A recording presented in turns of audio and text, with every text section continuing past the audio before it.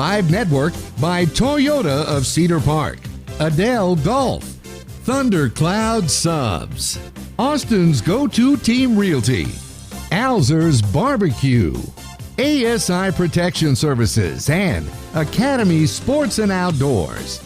And now, calling the shots for today's game, here's the voice of the Timberwolves, Brad Cole. Good evening, everyone. Welcome to Kerrville, Texas, one of the most beautiful towns in the entire republic, and I mean that. This is Timberwolf Baseball Tonight, the live worldwide broadcast of Cedar Park Baseball on the Vype Network. I'm the V of the T, Brad Cone. Deandra McBenyus is our QA this evening, and as you can hear from the wind whistling around in my mic, it is very windy here in the southern part of the Texas Hill Country tonight. This is game 35 of the season, our 23rd broadcast and our first playoff game. As champions of District 25-5A, the Timberwolves tonight face the 4 seed from 26-5A, Kerrville Tivy High School in the opening round. This becomes the farthest west Timberwolf baseball has ever played. You can already see the surprise video. We'd mentioned during Monday's broadcast of the Leander game, the UIL greatly restricts use of a video component in the broadcast of any playoff games, but for this week only, they have shunted that rule aside, and for this series at least, we will have video, so certainly glad for that. This will be the first time in 8 years we've been able to bring you live video of a playoff baseball game. Tonight, the second season begins, a month-long string of do-or-die death matches until a state baseball champion is crowned. We've navigated these kinds of waters many times in football and basketball and soccer, but in baseball, only once has a Cedar Park team made it to the state Final Four, the state tournament. That was in 2001, falling at Dish Falk Field to Carthage, a team that would win the state title the next day. If you make it all the way to the final game, it's 7 rounds of playoff confrontations, one more than football because there's no D1, D2 split. Most of these rounds are best of 3 matchups, but the coaches can agree to make it a one-game situation. Mostly coaches who know they only have one good pitcher go for that option. You don't really see a one-game playoff very often. But the final 2 rounds, the state semifinal and the state championship game, are indeed one-game propositions. So if all your best of 3 series go the full 3 games and you get all the way to the state championship game, you're going to play 17 playoff games. That's more games than the majority of teams in the state will play in their district campaigns.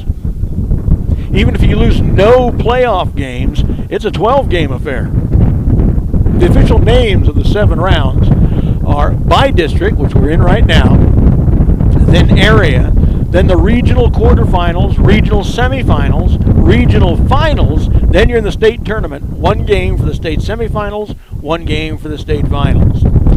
Looking back over Cedar Park's playoff record over its 21 seasons of varsity UIL baseball, it's not bad. The team has only not made the playoffs 6 times in those 21 years. They've played in 29 playoff series and won 15 of them, just over half. They've played 75 playoff games and have won 40 of those, just over half. The most playoff games they've won in one season is 10. With that 0-1 state tournament team, they have won this first bi-district round 10 times and lost here in round 1 5 times. Playing in round 1 as a district champion, the program is 5-1. Oddly enough, that one first-round loss for a district title-winning team coming as a massive upset when the Timberwolves were ranked number 1. Now, all of that sounds pretty good, but wait a minute. Here in the world of what have you done for me lately, there's something to ponder. Anyone remember that great 2-1 win of a second-round series over 7th-ranked Temple in 2017? That was the last time Cedar Park won a playoff series, almost exactly 4 years ago. Longest drought in program history. And anyone remember the next year, that terrific bases-loaded double off the center field wall in Houston for a walk-off win in Game 2 against Tom Ball in 2018? Well, that was the last playoff game that Cedar Park won, almost exactly 3 years ago. The next year, 2019, we went one and done, losing both games in the first round. And in 2020, there was no district season or playoffs because of our reaction to the COVID situation. So this program very thirsty for some postseason success, and they're playing like it. Going 26-6 so far on the season, ranked number 7 in Texas. And a win tonight would tie the school record for most wins in a season at 27. They are also currently 4 games under the total for the lowest number of losses in a season. This team has a shot at winning both the most and losing the fewest games in one season in program history. They've won 19 of their last 22 games in that stretch, sweeping the LISD tournament, winning the 25-5A crown, winning a school record 14 straight games through one stretch, and knocking off the number one ranked 6A team in the state while doing it. Before the district race started this season, they went 11-2 against 6A teams, and that included 4 games facing teams ranked number 10, number 4, and number 1 twice in the 6A poll. Their last 2 outings against 25-5A foes Georgetown and Leander, Cedar Park pitching staff registered 2 complete game wins, a 3-hit 7-0 shutout at Georgetown, and a 1-hit 12-1 5-inning dismantling of the district's 2-seed Leander. The staff also has under its belt a 1-hit win over the number 1 6A team and a 1-hit win over the number 7 5A team. The offense is averaging 7.9 runs per game, shattering the previous season record of 5.7 by over 2 runs per game. As an example of how good this team is hitting right now, shortstop and future Texas State Bobcat Ryder Hernandez is hitting .347, and that's good for 6th best on the team. New head coach Lanny Williams becomes the first of the 4 Cedar Park head baseball coaches ever to win the district crown in his first year of competition. He's had these Timberwolves playing at a high level since the moment the season began. The Kerrville Tivy Antlers are a name with which we are familiar in football, having played them in the state playoffs 3 consecutive years from 2013 through 2015. But the 2 baseball programs have only met once, March 8th, 2019, an 11-3 Tivy win in a pre-district tournament game in the midst of Cedar Park's worst ever season start at 0-10. This year the Antlers are 15-16 overall, finished even at 8-8 in district play, but they have won 5 of their last 6, going from 3-7 in district play to that 8-8 finish. The only defeat in that string, kind of a quality loss, only 2-1 to district champion and 25th ranked New Braunfels Canyon. Their last 2 games were both quality wins over Bernie Champion 10-1 and Dripping Springs 2-1. At this moment, they're looking pretty strong. They will not play like a 15-16 team in this series. Other playoff teams facing each other across these 2 districts, 25-5A, 26-5A. Our 4th place team, the 21-8 Rouse Raiders, will face the 26-5A champion and number 25 ranked New Braunfels Canyon Cougars, who are 23-5 overall and went 15-1 in district. Our 3rd place team, 21-10 Georgetown, will face the 26-5A runner-up Dripping Springs, a team that used to play in our district. Tigers are 22-8 overall, went 13-2 in district play. Our 2-seed Leander faces 26-5A 3-seed San Antonio Alamo Heights. The Mules went 20-10 overall, 10-6 in district. The earliest any team might face a team from their own district would be, I believe, round 4 of the regional semifinals. And this just in, the first game of Georgetown and Dripping Springs is already over. It went 14 innings, 2 games, and Georgetown came out on top. So the Eagles lead that best-of-3 series 1-0. That is our 3-seed beating their 2-seed in 14 innings. And as it turns out, our Region 4, which is historically weak in football, may be the very best in the state at the 5A level in baseball. Look at the current top 25 poll. 5 of the top 10 are here in Region 4. 10th ranked Sherryland, they're 25-4. 8th ranked Corpus Christi Veterans Memorial is 23-6. 7th ranked Cedar Park Timberwolves 26-6. 5th ranked Sherryland Pioneers 27-3, and 2nd ranked Gregory Portland 29-2. Whoever wins the Region 4 finals will certainly deserve their state tournament berth. This is the 267th broadcast of Timberwolf Baseball on KMAX Sports, the Vype Live Network. Since we began doing this in 2008, at that time, one of only 4 schools in Texas broadcasting their games live on the net. Now almost everyone does it. We were one of the pioneers. Our sponsors of Cedar Park Baseball this season: ASI Protection Services, Adele Golf, Austin Go-To Team Realty, Toyota of Cedar Park, Alzer's Barbecue, and Thundercloud Subs. Academy Sports and Outdoors, a major sponsor of the entire Vype Live Network. For all the ways you love to play, Academy makes it easier than ever to gear up and have fun out there. Get free shipping on your favorite brands at academy.com, or get free curbside or in-store pickup at your nearest Academy store. Gear up this spring at Academy Sports and Outdoors. Timberwolves going for all-time win number 399 here in their 22nd season of varsity play. And it would be their 168th win on a live K-Macker Vype broadcast. So, yeah, if you picked up on that, if they win tonight, and, well, let's say if they win this series, they will pick 2 wins. They're at 398 total wins right now. If they win this series, the series-winning victory will be the 400th in school history. That's pretty cool. So as you can see from the camera view, this is a terrific-looking field. And when I first got here, I thought I was looking at an artificial surface. It looks that perfect, but it's grass. Real dirt and real grass. I don't know how much effort and money they put in here at Tivy to make it look this good, but it looks tremendous. I've got a lot of third base on the camera. Let me see. I want to make sure I got first because we want to see those plays at first if we can. And I'll try to keep it to where we can certainly see first base going on before we get going. Now, an unusual situation. I've got our lineup, our starting, our hitting order and our starting lineup for defense. The Tivy folks were a little delayed in getting it to me. I think they couldn't get it from their coach very quickly. And they got it to me right as I was trying to go on the air, so I've not had time to write it into my sheet or put it into my defensive chart. And as I'm looking at the picture I took of it, it has come out blurry. So I don't have a roster for Tivy here, which I really regret.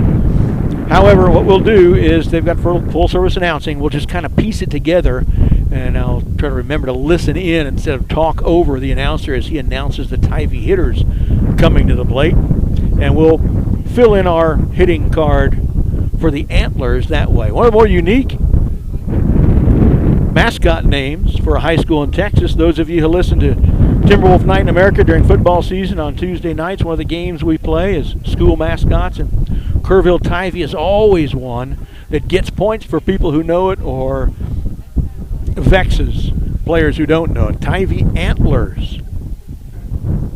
Here's Cedar Park's starting lineup and batting order while we're waiting to get going here. The umpires are just showing up for the meeting at home plate. You know, we get 2 umpires in regular season games, whether it's a pre-district tournament game or a district game. In the playoffs, looky there, here comes the other guy, we get 4. Almost like real baseball. Here's the starting lineup and batting order for Cedar Park. Leading off playing second base, number 5, Cade Haught. Batting second in right field, 13, Gunnar Absek. Batting third, the shortstop, number 14, Ryder Hernandez. Batting fourth and pitching tonight, number 25, Adam Vaughn. Batting fifth in left field, number 22, Trey Verver. Batting sixth, third baseman, number 24, Julian Swift. Batting 7, number 6, the center fielder, Cannon McDonald. Batting 8th, number 19, first baseman, sophomore Louis Alonzo. Good to have Louis back. The other guys, Hunter Hewitt and others who played first while he's gone, did a fine job. Louis was in the midst of a great season. It's good to have him back for the playoffs. Number 9 is the DH tonight, Houston Molinaro. Josh Bretz is the field player who is not batting. So Josh is behind the plate catching. Of course, Adam Vaughn on the hill. We'll give you his pitching numbers here before we get going. The defense behind him from third base to first in the infield, Julian Swift, Ryder Hernandez, Cade Haught, Louis Alonzo. The outfield behind them across left to right, Trey Verver, Cannon McDonald, and Gunnar Absek. So if you're filling out your own scorecard there at home for Cedar Park, it is Haught, Absek, Hernandez, Vaughn, Verver, Swift, McDonald, Alonzo, Molinaro. And again, we don't have the Tivy lineup. We'll just try to build that as they announce them when they come to the plate in the bottom of the innings. Weather tonight for Kerrville, Texas, sunny, 84 degrees. It was at 90 when I left Cedar Park for here. It will get down to about 76 by 9 p.m., and I hope this wind will die down as well. Humidity, nice, only 32%. Wind strong from the southeast. That's blowing in from center at 15 miles an hour, and it feels and sounds worse than that.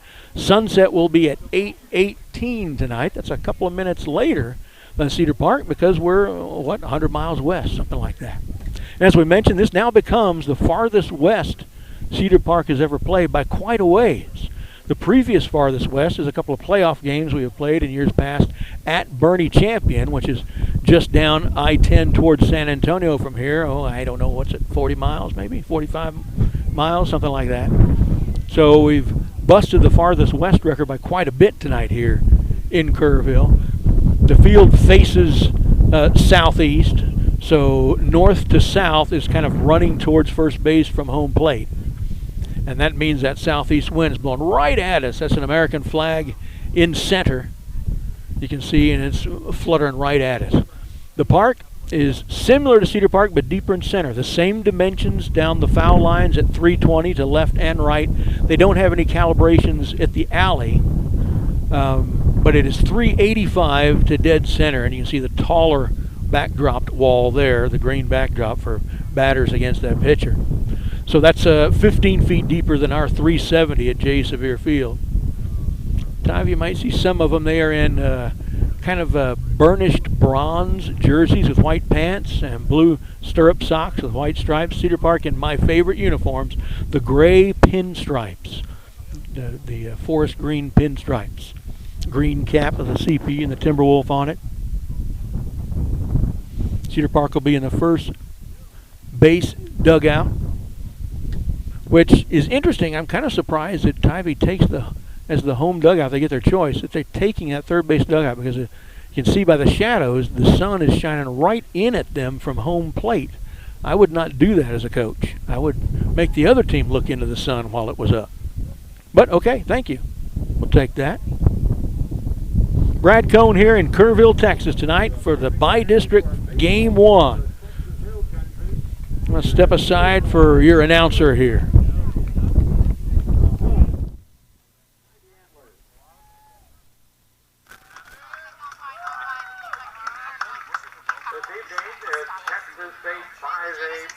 Baseball. The Antlers taking on the Timberwolves from Cedar Park. Tridell fans to meet our starting lineup for tonight. First for the Timberwolves, coached by Lanny Williams. His assistant, Matt Carcadal, Mike Cockerell, and CEDAR Rosales. Heard the Cedar Park contingent applauding Coach Williams. A lot of folks made it to Kerrville tonight. Number 5 at second base, of course, you've already heard our starting lineup, but what we're listening for after this is the Tivy lineup. Batting third and playing shortstop, number 14, Ryder Hernandez. Doing the pitching today for Cedar Park, number 25, Adam Vaughn. On the left field is number 22, Trey Verver. Number 24 plays third base, that's Julian Swift. Hitting seventh in the lineup, number 6, out in center field, Cannon McDonald. At first base, wearing number 19, Louis Alonso. The designated hitter, number 20, Houston Molinaro. And catching for Cedar Park, number 23, Josh Brett. Those are the Cedar Park Timberwolves. Now, ladies and gentlemen, for your Kerrville Tivy Antlers. Coached by Chris Ruff, also got a Farrell, Frank Durk, and Terry Hyman. Now, the starting lineup. To lead it off. Play second base. Number 13, Cooper Dunnenberg. Doing the catching tonight, number 16, Tanner Beck. The designated hitter will be batting second in the lineup, number 14, Travis White.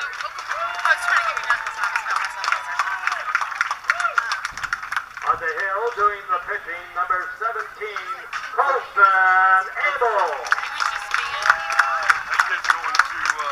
Batting cleanup for the Antlers, playing shortstop, number 2, Walker Grimes. Hitting fifth, patrolling center field, number 19, Kale Lackey. And in right field, number 11, Eric Tennery. In left field tonight, number 7, Jack Patterson. At first base, wearing uniform uniform number 3, Victor Roberts. And at the hot corner, at third base, number 4, Sam Lett. Those are your Kerrville Tivy Antlers. All right, I caught all those, and I'll go through them again for you before we start. Here's our national anthem. Let's honor our nation with the playing of the Star Spangled Banner.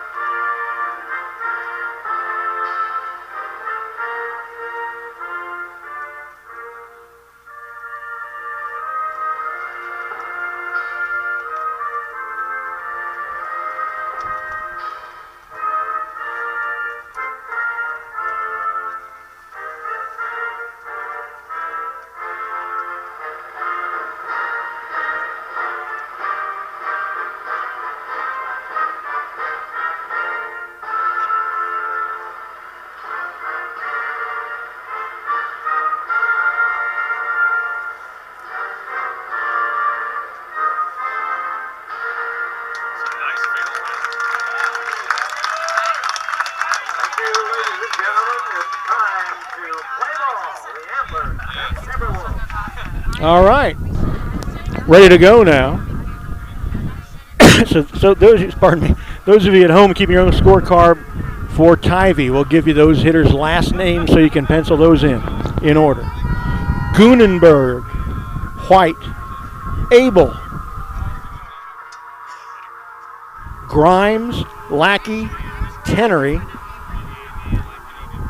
Patterson, Roberts, Letts. So we gleaned them the way we were hoping we could, right out of the thin air of the announcer. Beautiful field. I may have it skewed a little too far towards first base. Again, I wish we had a camera person who could give you everything exactly right. I'll try to move it a little more over towards third. Did that a little bit. We'll see if that's a little bit. We've got some other superlatives for this Cedar Park team through the year, and as we go through the game, I'll mention some of those. A record-breaking team in a lot of different departments. So it'll be Haught, Absek, and Hernandez to lead off for Cedar Park here in the top of the first as we get going. 7:09 I have, so a little bit of a late start, but not too bad.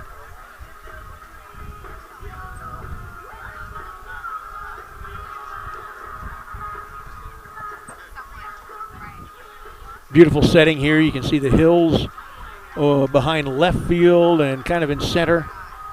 Most of the city is kind of off to our right. Schreiner University is not too far there in left center over those hills.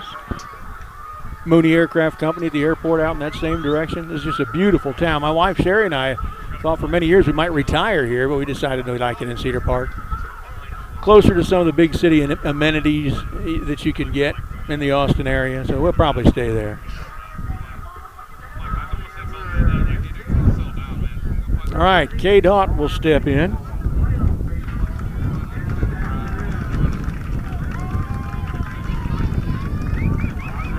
One thing I didn't get was who the pitcher is for Tivy.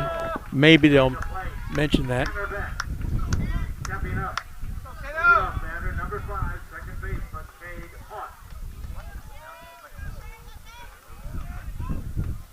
Here's Cade. You know what he likes to do with the first pitch if it's good, but he didn't do it there. It's a called strike. One he didn't want to do that little bunt trick to.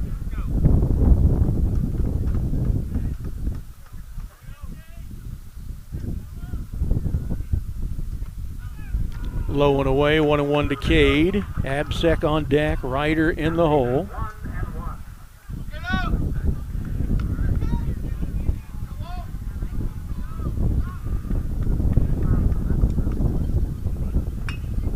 This one on the ground, a three-hopper to second base. over to first in time. Gunther Gunnenberg throwing to Fisher Roberts for the out. Cade is down on the 4-3, one away. Here's Gunnar Absack. Look at Gunner's numbers. 127 plate appearances, 109 at-bats, 37 hits, 27 singles, 9 doubles, a triple, 16 RBIs, scored 32 runs. Takes one high for ball one. He's been hit once, walked 13 times, struck out 15 times, batting .339, on base at .415, Gunnar Absack. That one misses as well, 2-0. Let me get your scoreboard updated as I'm trying to get my start here. There's a strike. 2-1 to Gunnar.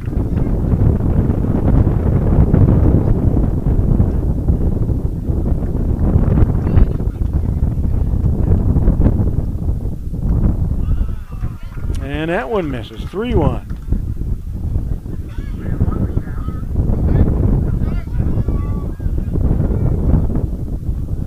See, the wind is also blowing that camera around. Ball four. Gunner's at first with a one-out walk. Brings Ryder Hernandez to the plate, and we look at his numbers, and they're pretty prodigious too. 34 games, been to the plate 128 times, 104 official at-bats, 36 hits, 17 singles, 12 doubles, 5 triples, 2 home runs, 34 RBIs, leads the team. 31 runs leads the team. Been hit 3 times, walked 13 times, struck out 10, comes the night hitting .346. A throw to first, nothing doing.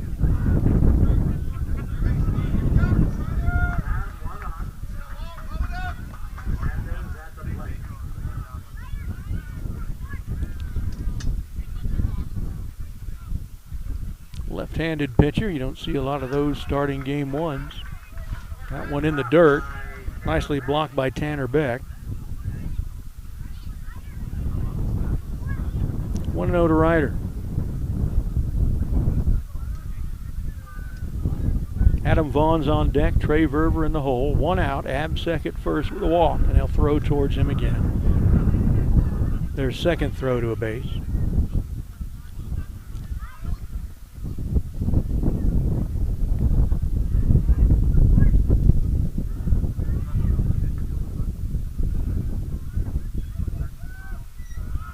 Third throw to a base. Really working hard at keeping Gunner there. Going for program win number 399 tonight in 22 seasons of varsity baseball. That one in the dirt. 2-0 to Ryder.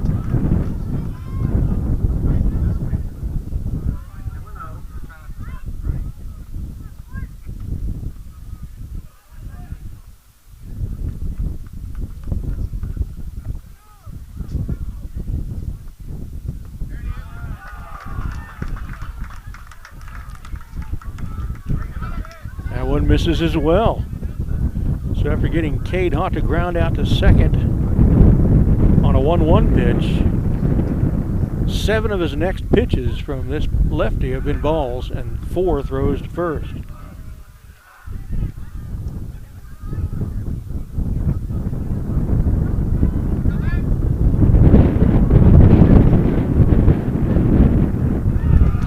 Ball 4, 4-pitch walk to one of our strongest hitters.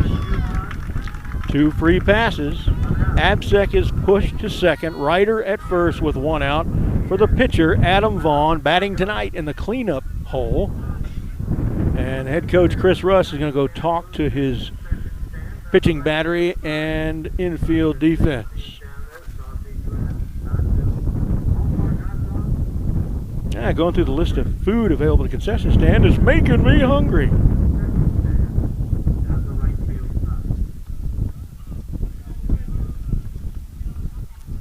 Man, it was a long way away to park here. I had to tote my heavy wagon with all my equipment in it a long ways and up a big hill to get here. But the plus for that is there is no way my car is getting hit by baseball tonight.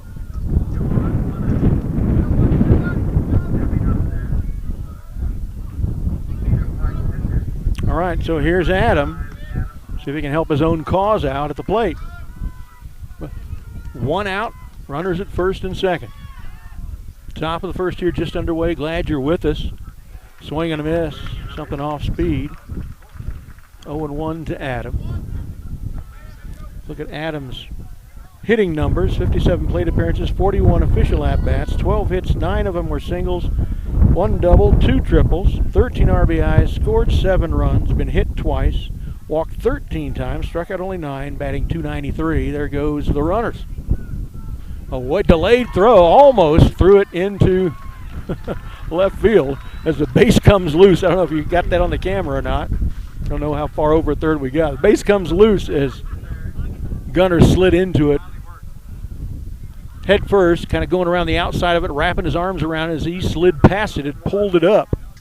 He uprooted third base, and he's safe. Ryder behind him, safe at second. So 2 stolen bases.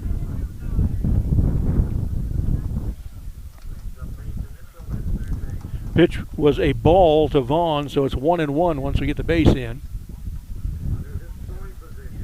Actually, their third baseman, Sam Letts, did a pretty good job of making sure there's no run scored on that play. Leaped up and got a piece of a glove on it to keep from going way up the foul line, third base foul line.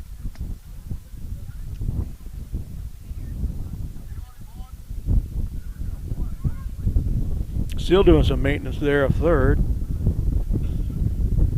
Gunner kind of harvested it a little bit as he slid in.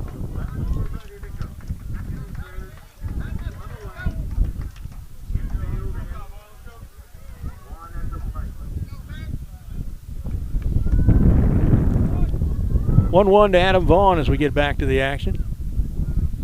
Second and third now with 1 out.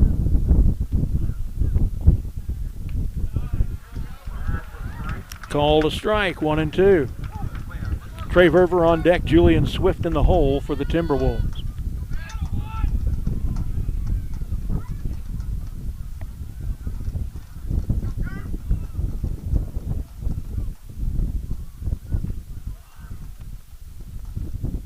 Here's the pitch, it's outside, but they call a strike. Wow, boy. Generous call, 2 down.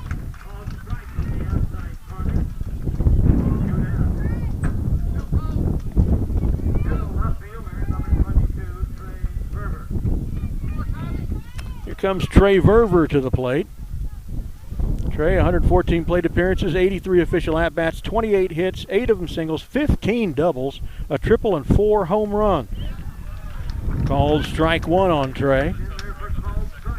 He's got 28 RBIs, scored 30 runs, third on the team. Been hit 5 times, second on the team. Walked 21 times, leads the team by far. Into the night, hitting .337, on base at .482, Trey Verver. Another called strike. This guy likes him outside. There's 4 strikes called that have been definitely outside the strike zone.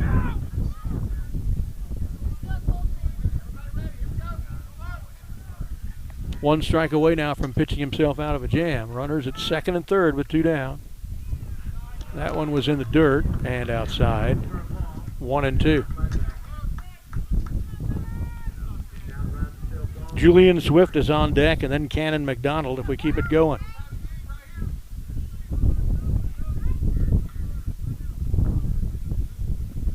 I'm going to have to be mindful of the equipment on foul balls that go straight up and over the net. There's one that does it, but off to the right side.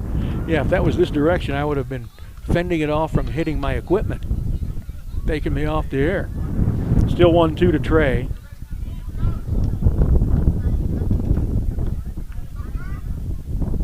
For game 2 of this series, no matter who wins this one, will be tomorrow, 1 o'clock at home. Any game 3 required will start 30 minutes after that one ends. Swing and a miss. The Timberwolves are down, 2 of them strike zones, and they leave 2 men aboard. We'll be right back after this. Thundercloud Subs is a neighborhood sub shop with a rich tradition of good-natured people serving fresh, fast, and healthy food in a quirky and fun atmosphere. Founded in Austin in 1975, Thundercloud has the simple philosophy of selling a great sub at a reasonable price with superb ingredients. Scratch-baked bread, meats, cheeses, and produce sliced fresh every day. All these ingredients come together to create the one and only Thundercloud Sub at 4 Points and at 700 East Whitestone in Cedar Park. You know the Alzer family. They've been involved in Cedar Park sports for years, just as Alzer's Barbecue has been involved in Cedar Park cuisine for years. It's one-of-a-kind, authentic Texas barbecue. Brisket, turkey, chicken, lamb, terrific sides and sauces. It's sheer succulence. That's Alzer's Barbecue, next to the Shell Station on 1431, just east of Lakeline. Open Friday through Sunday, every weekend.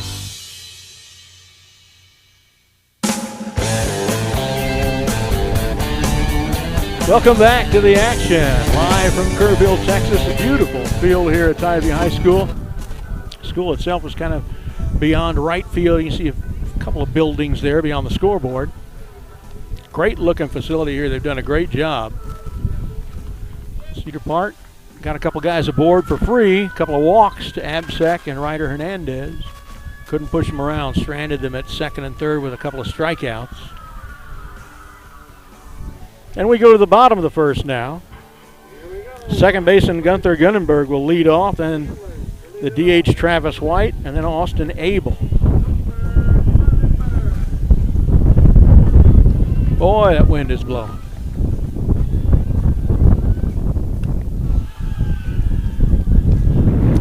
First one misses. Man, the wind is picking up, if anything. Sorry y'all having to put up with all that noise.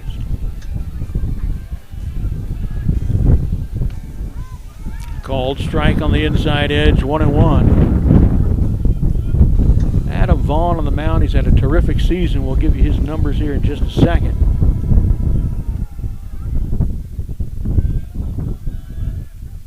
Look at that little change. Fouled into the net, and he's ahead of him, 1-2. Adam has thrown 50 innings, spread over 11 games, 10 of them starts. He is 7-2. Given up 35 hits, 18 runs, 17 earned, walked 35, struck out 53. That leads the team. ERA at 2.38. A strikeout right there for Adam Vaughn. So one out for the second hitter, Travis White.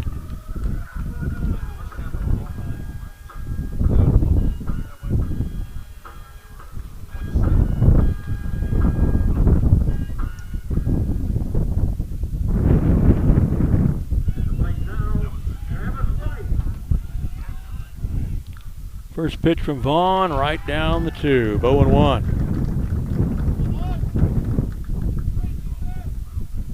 Beautiful, beautiful setting here. Can't get over how nice this field is and how pretty the setting is around it.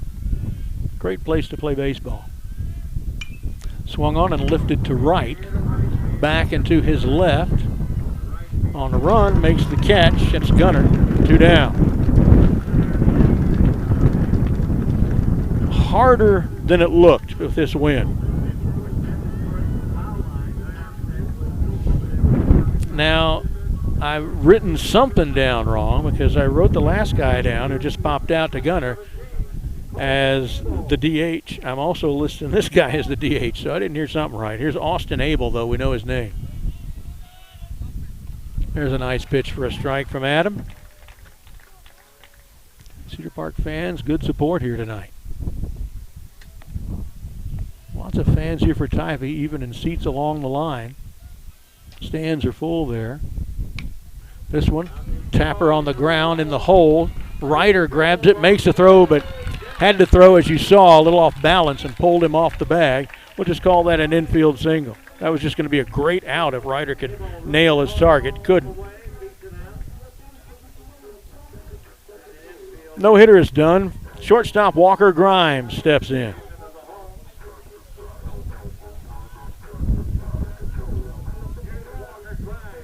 I realize that Abel there might be their pitcher. I'm not sure of that. Here's Grimes, their shortstop. got to upback the outs. Not doing my job, am I?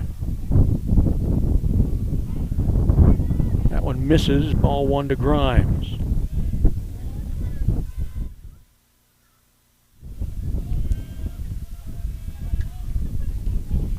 That one gets the screen. The runner will go to second on the play. Don't mean to hiss into my mic. 2-0 to Grimes. Abel's at second now.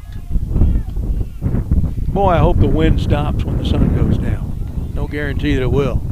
Softball playoff going on behind the center field fence there.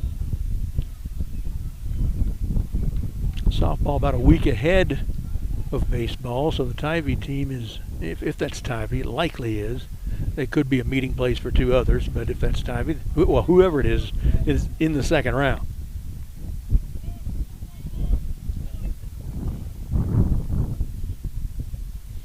Come out and join us tomorrow at home, 1 o'clock first pitch for game 2, and this one tapped foul third base side, 2-1 to Walker Grimes. Their center fielder Cale Lackey is due up next, and then in the hole right fielder Eric Tenery if they keep something going, but there are 2 outs. Runner at second, 2-1 to Walker Grimes. Shadows getting long, stretching. Those are tree shadows behind the mound between there and second. This one well inside. Brett tracks it down. 3-1 to Grimes. Grimes here, the shortstop, is their cleanup hitter. Not got the build of your normal cleanup hitter.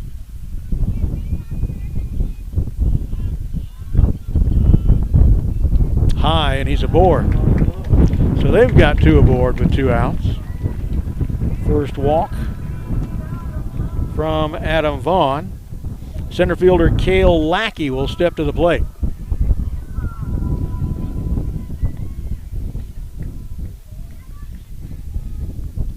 Here's the center fielder, number 19, Cale Lackey.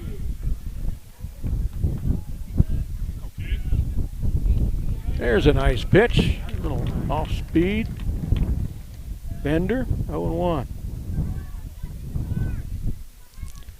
Announcer here is committing an announcing sin I'll tell you about in a minute.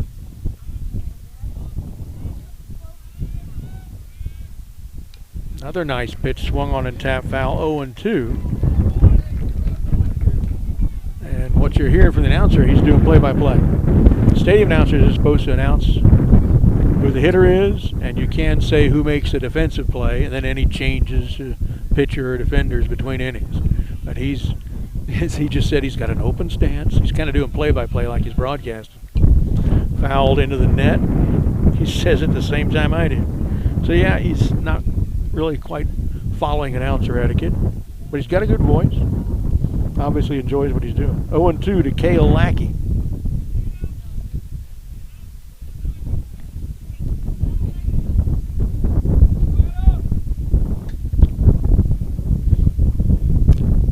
Actually, I've got him turned down because of the crowd mic with a lot of stuff. And this is a ground ball into left. It hits the lip. They send him around third. Here comes a throw. He's a dead man. Nice job. Trey Verver to Josh Bretz at the plate, out by several steps. You saw that ball take a weird hop right at the lip of the grass, the back of the infield. So it was a single to left by Lackey. But Austin Abel rounds third, heads home, and is thrown out on the 7-2. No score at the end of 1. We'll be right back. ASI Protection Services, it's always safe. It's that simple. ASI Services provides commercial and residential alarm monitoring services. ASI does the install and monitoring for way less than the large security chains. They've been in business for 21 years. ASI also offers home automation services, repair services for access control, alarms and CCTV, plus security camera installation and repair. That's ASI Protection Services. Call 512-467-2615. Austin Go-To Team Realty. If you're thinking about selling your home, now's the time. Contact Greg Oleski for a free market analysis of your home's value and take advantage of this seller's market. Whether you're buying or selling, Greg's your go-to agent for all your real estate needs. Contact him at 512-779-3767 or Greg O at AustinRealEstateExperts.com. That's Austin Go-To Team Realty.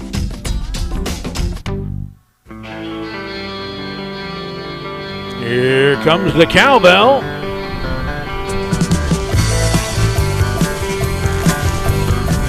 A little bit of Blue Oyster Cult here on the broadcast. I'll go ahead and put the crowd mic up a little bit because I wish I could have had it up for you all to hear the cheer from the Cedar Park players on that defensive play. Trey Verber throwing the runner out at home to Bretts.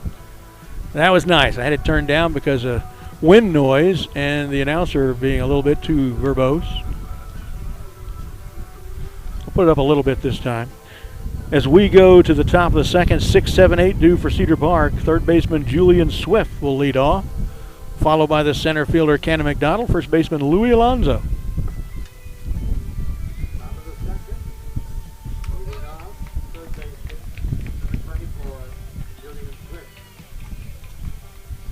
So here's Swift. Look at his numbers between pitches here. That one's high. 1-0 to Julian. 45 plate appearances, 41 official at-bats, 19 hits, 16 of them singles, 3 doubles, 14 RBIs, scored 8 runs. This one he takes down the third base line, but it loops foul. 1-1 to Julian. 4 walks, 4 strikeouts, batting .463 on base at 5'11", Julian Swift. McDonald on deck, Alonso in the hole. He hasn't had an at-bat for several weeks.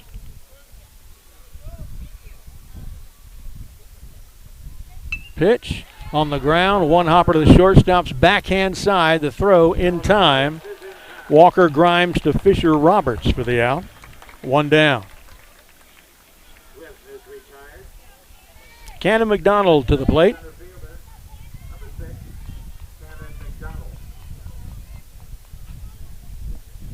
Cannon's numbers from the plate: 92 appearances, 76 official at-bats, 28 hits, one of the tops on the team, 18 of them singles.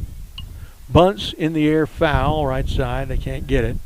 3 doubles, 6 triples, a home run, 20 RBIs, 18 runs scored. He's been hit 6 times, that's second on the team.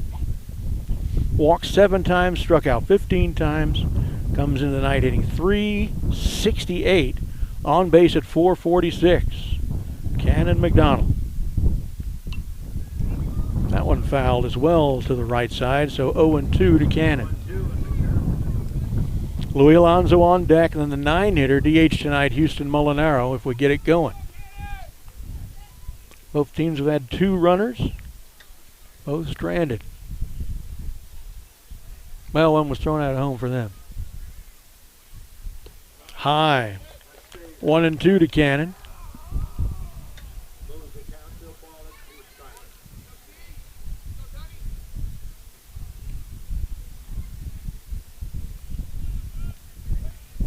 Wind is a little less at the moment. Grounded, Nubber up to the mound. Gets it, throws to first too high, and he's safe. Pulled him off the bag. By the time he came back down, Cannon McDonald was there. That's got to be an error on the throw on the pitcher. So an E1 lets McDonald live at first. Still 1 out. 1 aboard for Louis Alonso. First baseman. Had a great season going in the field and at the plate. But he's been out for a month or so. See if he can pick up where he last left off. We'll give you his numbers in just a second.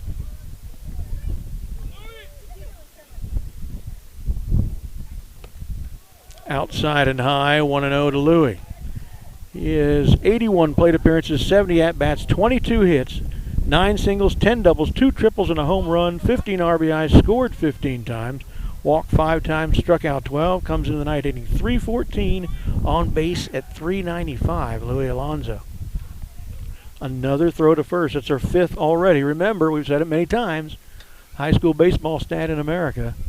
1 out of every 7 throws to a base by a high school defense is thrown away. Stuck with that stat Leander did the other night as we tracked it. This one's fouled out of play right side. 1-1 to Louis Alonso. Houston Molinaro swinging a bat in the on-deck circle. He's the 9 hitter. Then we're back to Haught at the top of the order. Temperature cooling off nicely. Wind died down a little bit. There goes the runner. They may have him picked off. And they do. Pitcher to first to second erases Cannon McDonald. 1, 3, 4.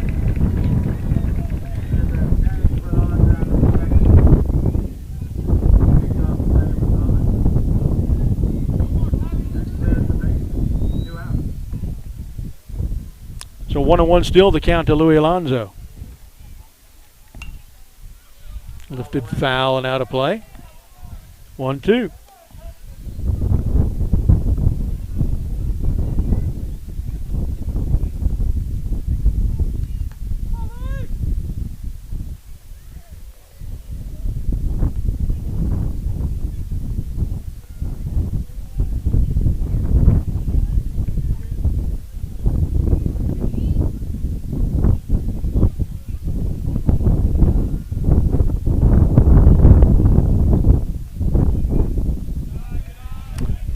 See if he went. They say he did not. The umpire at first.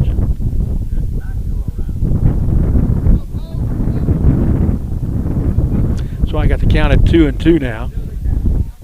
Scoreboard has that as well.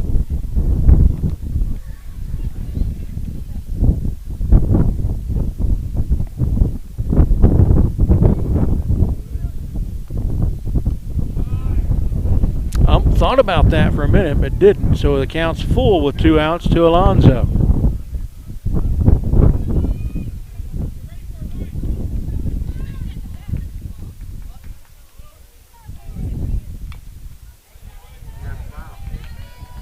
Alonso stays alive and fights it off. This will be pitch 7 of the at-bat to Louis.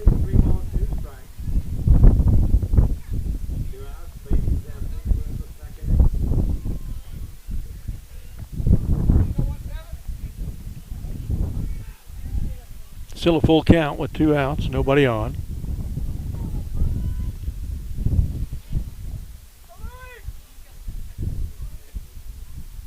Pitch swung and tapped in the plate area. Still a full count. This will be pitch number 8 of the at-bat.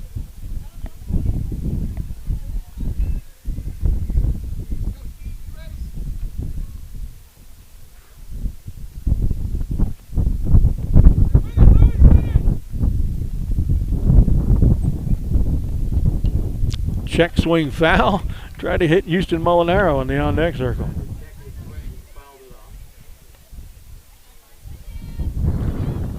Excuse me. Still a full count to Louis Alonso. Here comes pitch number 9 of the at-bat.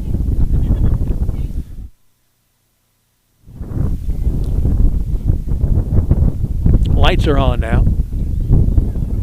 Still broad sunlight on all of the outfield and about half the infield. High, 2-out walk, 9-pitch walk to Louis Alonso in his first at-bat in about a month. Sure didn't affect his eye for the ball. 3rd walk in 8 batters, but no runs to show for it yet. Here's Houston Molinaro, the DH. 22 appearances at the plate, 15 official at-bats, 5 hits, 4 singles and a double, 3 RBIs, 7 runs, another throw to the base. That's 6. Playing with fire now in that stat. Molinaro's been hit once, walked 5 times, only struck out once, batting .333, on base at .524. The last man for Cedar Park to take his first at-bat of the night. First pitch is a strike, 0-1. Now Austin Abel's been through the whole lineup. 1, 2, 3, 4, 5 of the 9 started out 0-1. You want to be over half in that stat, and he is. And there's throw 7. None of these, I'll have to say, though, have been his A move as a lefty. So much less chance if he keeps throwing that B move that he's throwing it away. It's usually the A move that you know too much catch-up on or something.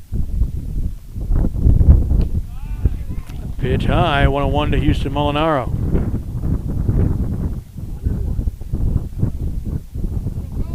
Four straight football players to bat, starting with Molinaro and then top of the order with Haught and then Absek and then Hernandez. This one on the ground to the shortstop, a two-bouncer. He charges it onto the grass, makes the throw in time. Walker Grimes to Fisher Roberts to end the inning on a 6-3 play. Cedar Park strands a runner again, and we are through 1.5. Still no score. We'll be back in a minute.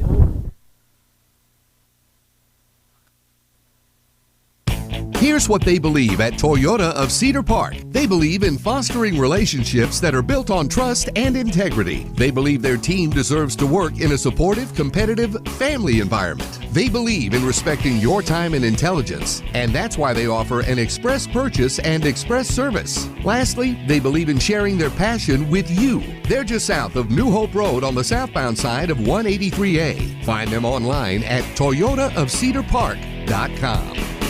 So why do teenagers play high school sports? My reason why is a sense of purpose. My reason why is to inspire others. One reason student athletes seldom mention is to get an athletic scholarship. They know that only 2% of all high school athletes are awarded a sports scholarship. So why do they play? My reason why is friendship. Tell us your reason using the hashtag #MyReasonWhy. This message presented by the NFHS and the Texas University Interscholastic League.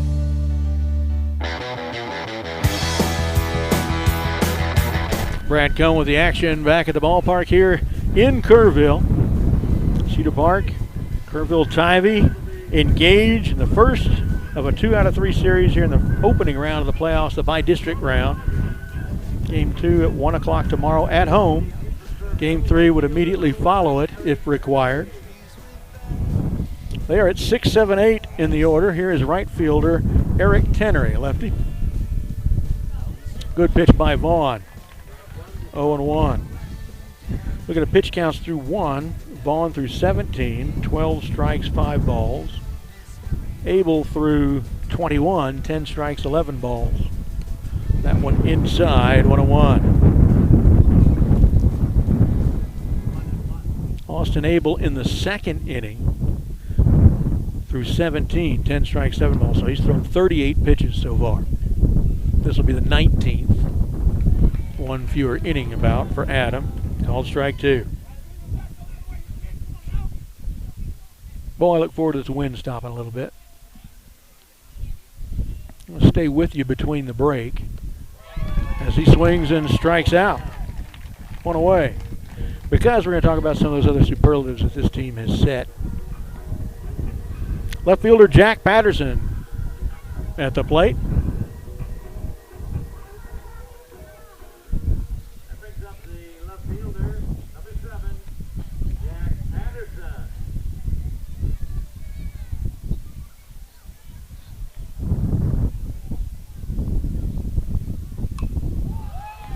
This one is taken to center field. Cannon McDonald tracks it down and drops the ball. Wind probably had a little bit of something to do with that. There is one out. We didn't get the second one there, though. So an E8, you don't often see that. Ends up with Patterson at second for Fisher Roberts, the first baseman.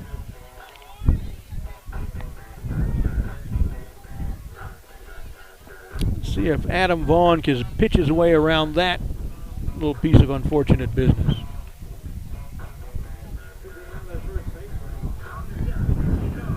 Roberts, the 8 hitter. Right-handed dude.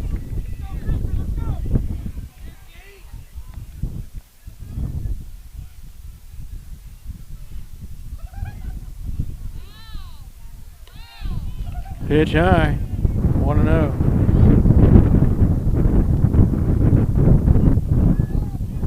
Sam Letts, third baseman, 9-hole hitter, is on deck.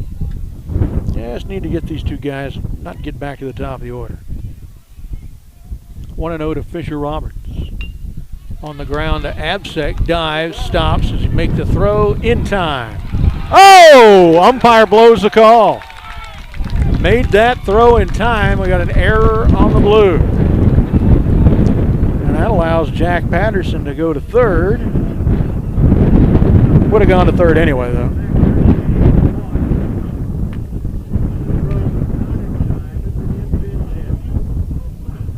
Sam Letts, the third baseman, and Tivy living a little bit of a charmed life here in the second. Should have been 3 up, 3 down.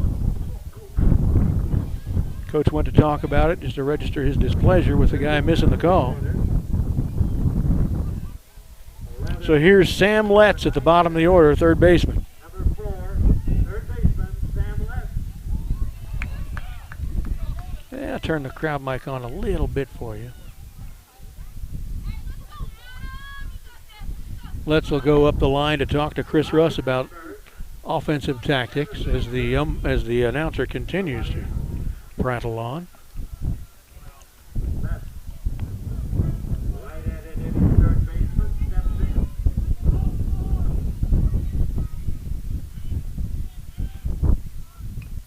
Bunt goes foul. 0-1 to Letts. Now Adam has gone through the order, and in 1, 2, 3, 4, 5, 6 of the 9, he has started out 0-1. That's a 2-to-1 ratio, and that is excellent.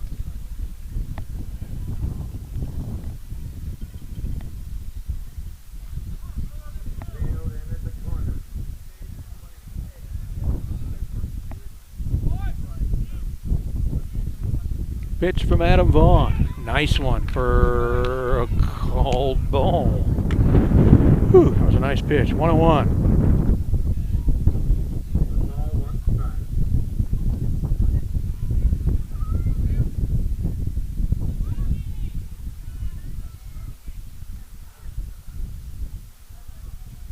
Shows bunt, foul, first base side, 1-2 to Letts. Again, we're going to stick with you between the innings instead of going to commercials, because we're going to talk about some of the other superlatives for this 2021 team as they dance through the record books at Cedar Park this year.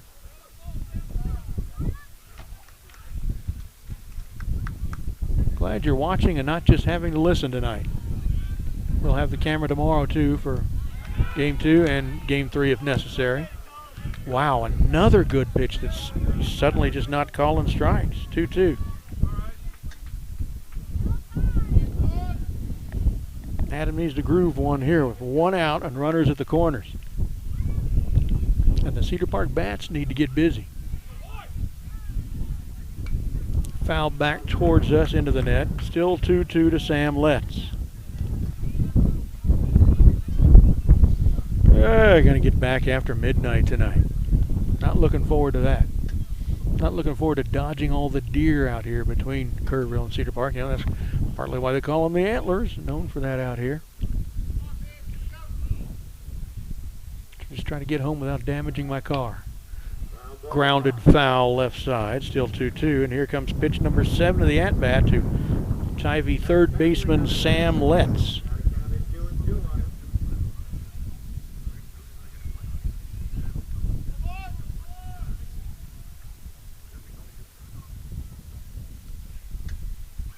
Here comes another 2-2. The third to Sam Letts. Whirl and throw, that is an A move. Our first throw to first. They have thrown 7 already, so they are living on borrowed time.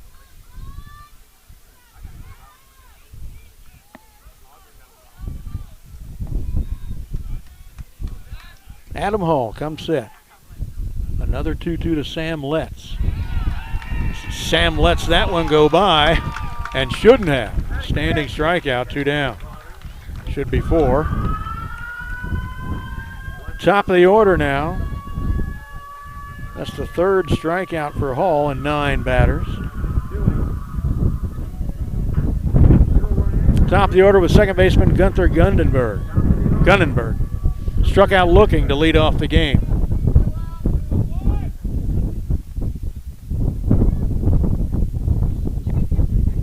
Swung on and lifted high to shortstop. Ryder Hernandez is under it, makes the catch, and retires aside. No damage done. So we're going to stay here a little bit. So I update the scoreboard for you. Let me see. We're going now to the, or rather, we will be coming back to the top of the third. Get that in there for you. All right, some of the other superlatives for this so far, fabulous 2021 team. They've scored a double-digit run total in a game, that's 10 runs or more, 14 times, and that is more than any other Cedar Park team has ever done. They placed first or second in each of the 3 pre-district tournaments. The records in each were 4-1-1, 4-1-1 again, and 6-0. No previous Cedar Park team's ever done that. Second in 2 of them, first in 1 of them. They took the championship of the LISD tournament by winning all 6 games. The field consisted of just 4 5A teams and 12 6A teams. This is only the second pre-district tournament title in program history, and the first that was undefeated. How about that one? This team had the best record ever for a Cedar Park team entering district play, 14-3. We throw out the ties because they don't really happen in baseball. They allowed the opponent 1 run or less so far 11 times, and that's tied with the 2001 state tournament team for the best in program history. Get the best record ever as a 5A team against 6A teams this year, 11 wins, 2 losses, 2 ties. And the best record ever against 5A teams so far, 15-4. So here we are, the top of the order with Cade Hott as we go to the top of the third. Hott came into the night hitting .418, but he bounced out to Gunther Gunnenberg at second the first time up on a 1-1 pitch. This team also twice bested the previous school record unbeaten streak. He tries the bunt thing but misses. 0-1 to Cade. Yeah, twice bested the previous school record unbeaten streak, which was 8. They went 14-0 from March 11th to April 9th. They also went 7-0-2, 9 games unbeaten, from February 28th to March 6th. Foul tip, 0-2 to Cade. Gunnar Absek on deck, Ryder Hernandez in the hole. So those are some pretty interesting marks by this team.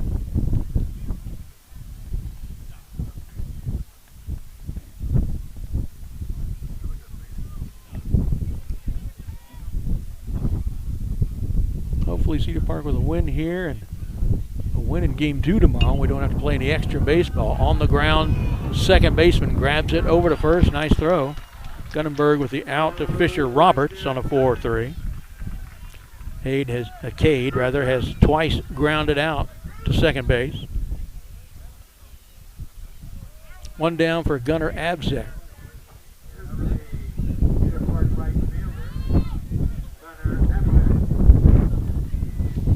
Gunnar comes into the game hitting .339, walked and was stranded at third. One of 2 Cedar Park runners stranded in scoring position. They have stranded 1. First one misses 1-0 to Gunnar.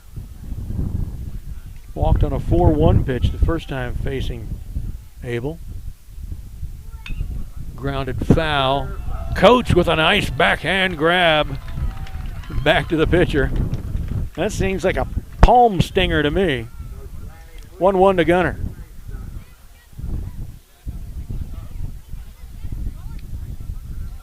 So the thing to know is Lanny Williams right-handed or left-handed? He grabbed that with the right hand. This one well outside for a called strike. 1-2. Riders on deck. Adam Vaughn in the hole. 1 out here. Nobody on.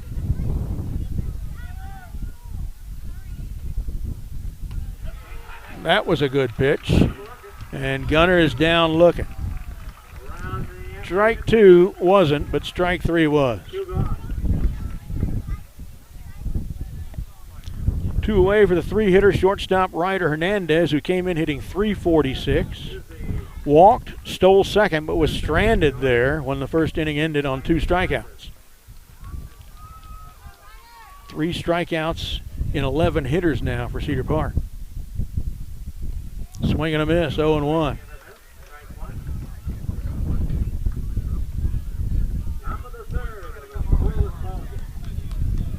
This overly talkative announcer is starting to get a little annoying. 0-1 to Ryder. On the ground, two-hopper. Tries it at third, but Ryder beats it. Got to have the error on third base on that one. He should have gloved that one. So Ryder lives on an E5. Adam Vaughn to the plate. Fifth base runner in 12 hitters for Cedar Park, but we have no runs yet.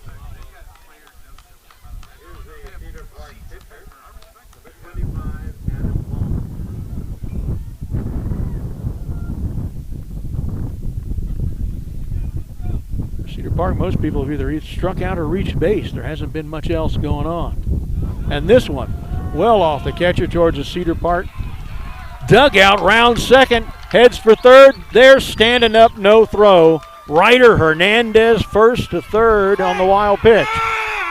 And he comes home as well. Wake up! Wait your time! There ain't no timeout. There ain't no timeout, baseball. Well, we've had that happen this year before, a phantom timeout costing us a run. They're saying timeout was called. The umpire is trying to explain that to Coach Williams now. They're going to send Ryder back to third. Ryder noticed a little bit of sloppy ball handling, kind of like we saw at Leander. Almost did first to home, but they're going to send him back. Coach Williams doesn't like it. I was looking away and didn't see anybody calling timeout, but I wasn't looking when they said it happened.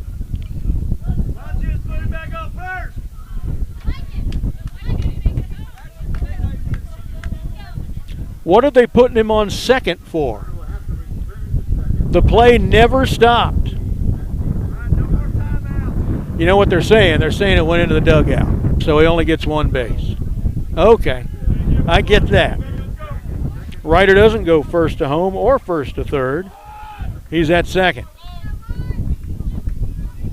Counts 1-0 to Vaughn. Swing and a miss, 1-1. So there wasn't a timeout call. There was a dead ball situation since that wild pitch bounced off the catcher and went into our dugout. And they may have been picked off. Ryder was going for a steal at third, and they pick him off trying to get back into second. A 1-5-6 on the putout. I like Cedar Park getting aggressive on the bases, though. Adam Vaughn will wipe out his 1-1 count and be at the plate when we come back to it in the top of the fourth. But we're going to go to a short break and let you listen to the sounds of the ballpark. We come back. Kerrville Tivy at the plate in the bottom of the third.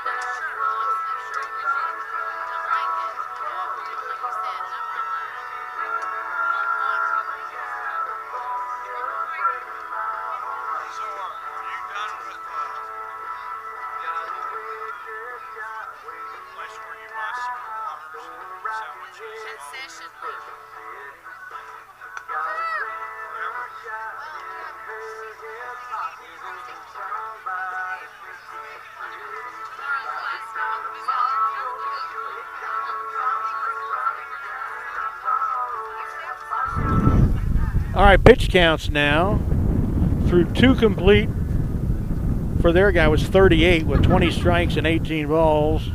For Adam Vaughn, 32, 23 strikes, 9 balls. Excuse me. Bottom of the third now, 2-3-4 due for the Antlers of Tivy. Here's Travis White to the plate. Flight out to Gunnar Abzek first time up. Called strike one.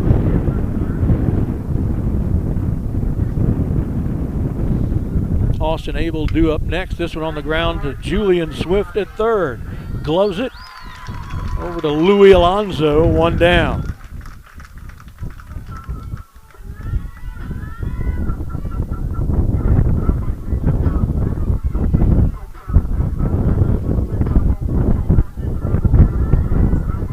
Hope we don't have what happened to Georgetown in their game one. 14 innings for the Eagles beat Dripping Springs. Colton Abel. Pitcher. This one is in the air towards shallow right, chasing it, foul territory, makes the catch, Gunnar Abzek. So 3 pitches, 2 outs. Here's Walker Grimes, a shortstop. Walked the first time up and was stranded in second.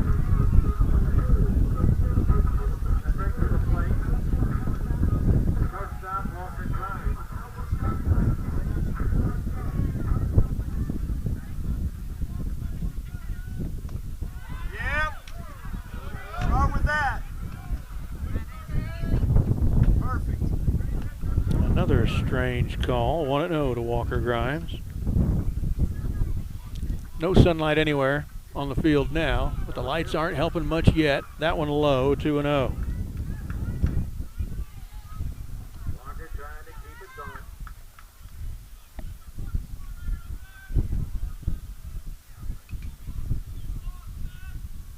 This one swung on and lifted to right. Back and to his right. Abzek makes the catch. 3 up, 3 down. And in fact, only 1, 2, 3, 4, 5, 6 pitches. Pretty good deal.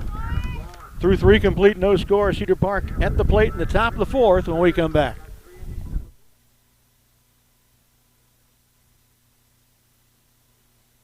Thundercloud Subs is a neighborhood sub shop with a rich tradition of good-natured people serving fresh, fast, and healthy food in a quirky and fun atmosphere. Founded in Austin in 1975, Thundercloud has the simple philosophy of selling a great sub at a reasonable price with superb ingredients. Scratch-baked bread, meats, cheeses, and produce sliced fresh every day. All these ingredients come together to create the one and only Thundercloud Sub at 4 Points and at 700 East Whitestone in Cedar Park.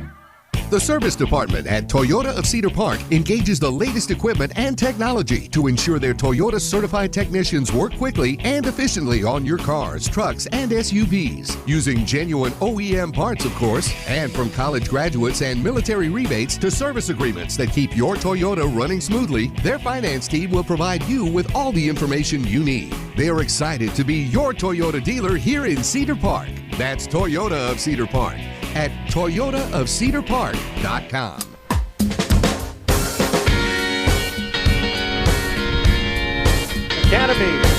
Academy Sports and Outdoors, a major sponsor of the entire Vype Live network. For all the ways you love to play, Academy makes it easier than ever to gear up and have fun out there.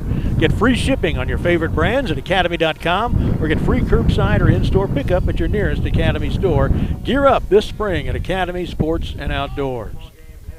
So here we go, the top of the 4th, rather. 4, 5, 6 due for Cedar Park, leading off the pitcher Adam Vaughn. Into the night, hitting .293, struck out looking first time up, fouled it back to the screen, 0-1 to Adam. He gets his 1-1 count reset. He was at the plate when Ryder was picked off between third and second. Got one of those strikes back. Comes the 0-1 from Colton Abel. 0-2.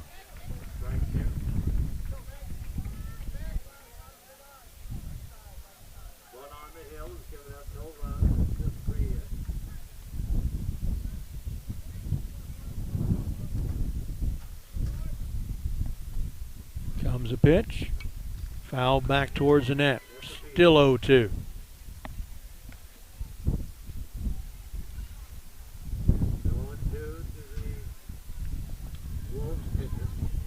Adam Vaughn pitching pretty well. Effectively, anyway. It's up to the Cedar Park offense to get going, and a couple of, let's see, that's the third standing strikeout.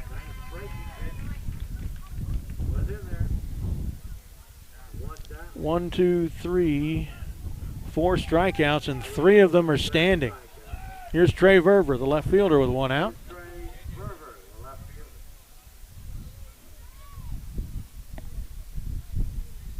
Outside, but let's see if he calls it a strike. Looks like he didn't. 1-0. Swift is on deck. McDonald in the hole.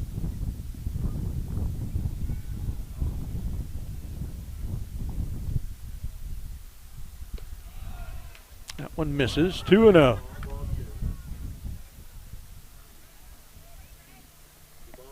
It's a terrific crowd. Playoff baseball is exciting, and a lot of people seem to think so. They are here tonight. High and in. 3-0 to Verver. Verver came into the game hitting .337, struck out swinging, our only swinging strikeout out of 4. That one high, and Verver's aboard with a 4-pitch walk. 1 down. Here comes third baseman Julian Swift.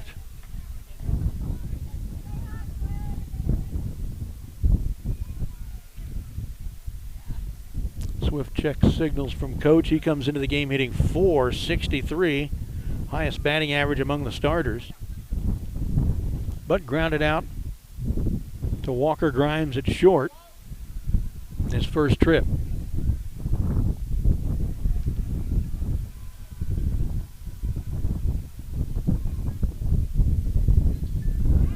They'll throw to the base. Again, a B move. They're not risking a lot with their throws. That's the 8th throw.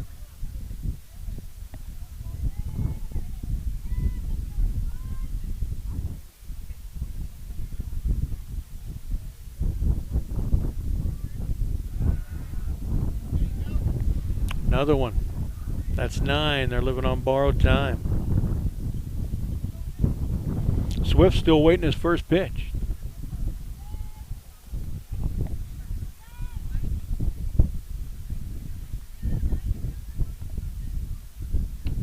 Something off speed that stays high and outside the zone. 1-0.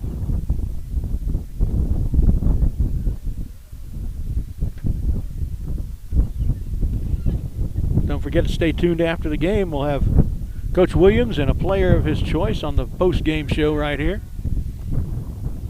Throw number 10.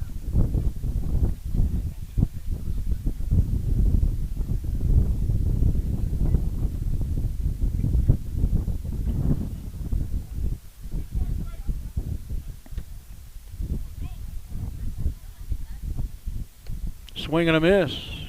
Julian a little bit behind that one. 1-1 to Swift. And just 1 out. Verver at first with a walk.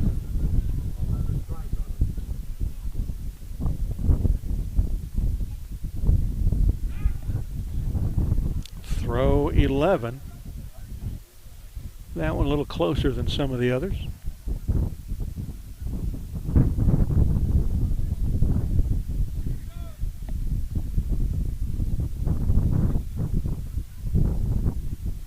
They'll throw again.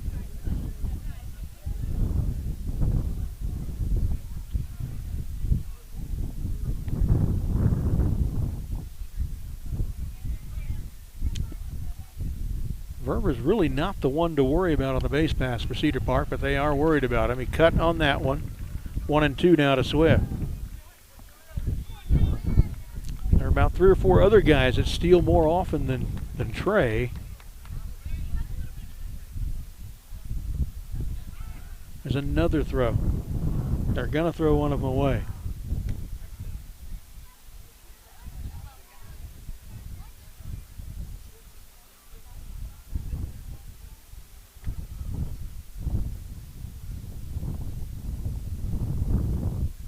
Swing and a miss. Julian's down on strikes. A big swing, but it was a ball that was up in his eyes. Probably should have let that one go.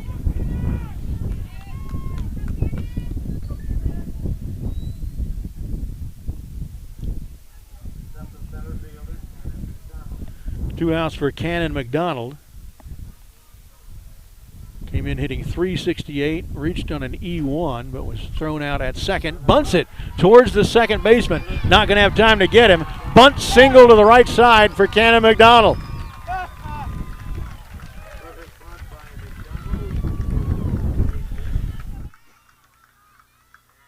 That moves Verver to second, which makes their 6 throws to him at first inconsequential.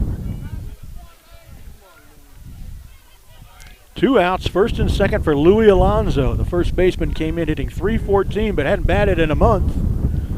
Worked a walk on a 10-pitch at-bat. That one low.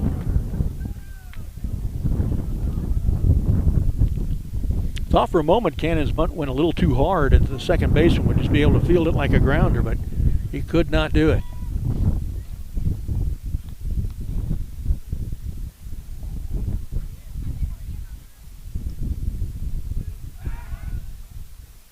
He feints at second. Verver again. That's interesting that they're worried so much about Trey. This one on the ground in the hole between third and short. He sends him. Here comes the throw from left field. He can't catch it. He's safe. The other two move up to second and third. Cedar Park leads 1-0. Trey Verver scores from second. Excuse me. Got something down my throat tonight. So that pushes Cannon McDonald to third. Alonso with the RBI after all this time off. Good job. Gets a single, goes to second on the throw home. Still 2 outs, 1-0 Timberwolves. Get your scoreboard updated for you.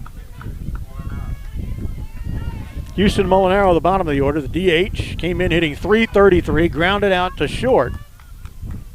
Now he's got 2 runners in scoring position. It'd be great to get him in. And no, we're going to need more than 1 run to win this game. And that one gets away from the catcher towards the Cedar Park dugout. 1 run scores. Here comes another one. He's slow getting there, and he's in there.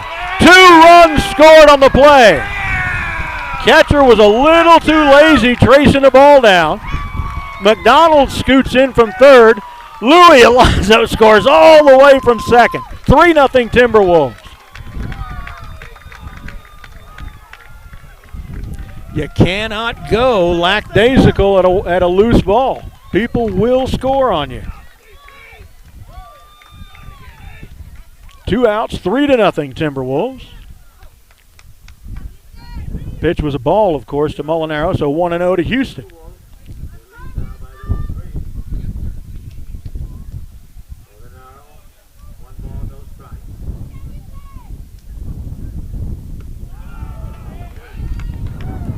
Two and 0 now to Molinaro. No runs for either team in the first, second, or third innings. Cedar Park opening it up a little in the fourth with 3. Swing and a miss for Molinaro. 2-1.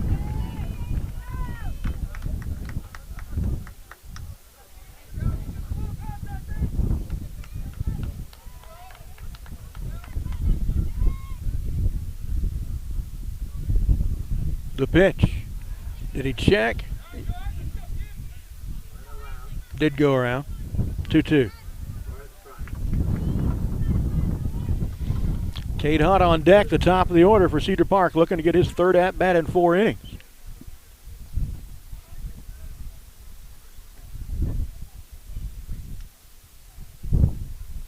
The pitch, low. Full count now to Molinaro.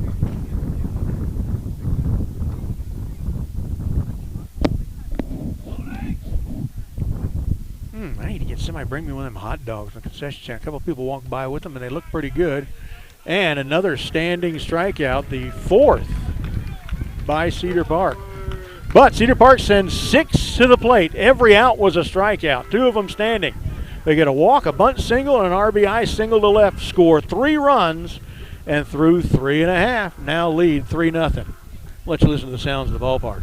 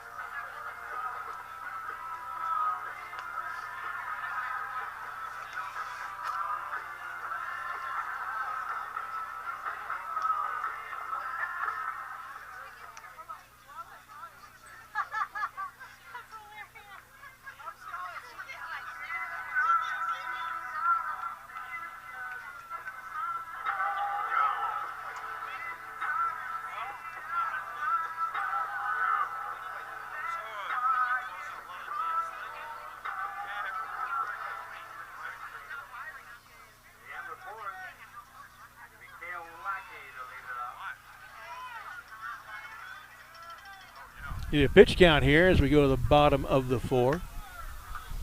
Cale Lackey, 5-hitter. Center fielder leads off for Tivy. He's 1 for 1 tonight. A single to the left side, was stranded at first. That was a play that Verver threw a runner out at home on and ended the inning. This one fouled right side, but out of play towards the concession stand. Don't bonk anybody. 1-1 to Lackey. Comparison to pitches through 3. Their guy Abel's thrown 49, 29 strikes, 20 balls. Our pitcher Adam has thrown 38, 27 strikes, 11 balls. A terrific strike to ball ratio. Coach is looking for 2-1 there. He is almost at 3-1. 2-1 now to Kyle Lackey. 2-1 rather. Outside 3-1. Come on, had a good inning. Don't let him answer. 3 up, 3 down on just 6 pitches the last inning. He has retired 5 straight. Don't put him on. Back through the middle into center field for a single. That one also hit the little lip of grass at the end of the infield dirt. Seen that happen twice tonight.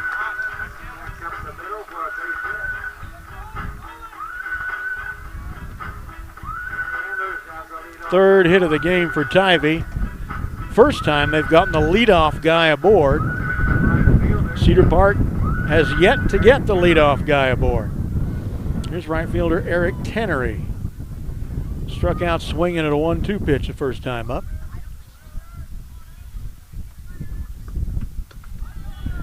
Off speed stays high, 1-0. Jack Patterson, left field, due up next. He's the guy who hit the fly ball. Should have been an out to center, but was dropped.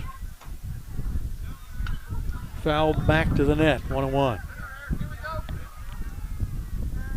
Dark enough now where I can see my screens, kind of run my systems a little bit better. 8:19 p.m. here in the southern part of the Texas Hill Country. Beautiful country out here. My wife Sharon and I have come out here a few times and stayed at a couple of different places in Kerrville, just kind of hit the area for a few days, a 3-day weekend. It's really beautiful out here. Rivers and the hills. High and outside, 2-1.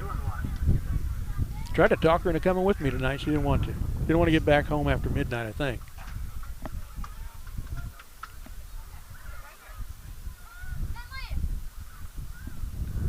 Comes a 2-1 to Eric Tenery on the ground into left for a single. So 2 singles to lead off the 4th. We'll see if Coach comes out for a visit.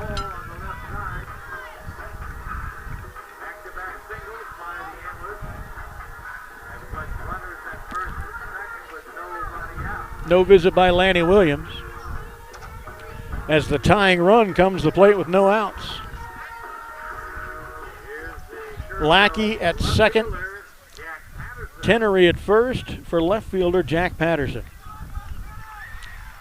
He flied to center last time up. Shows bunt, bunts it foul, 0-1.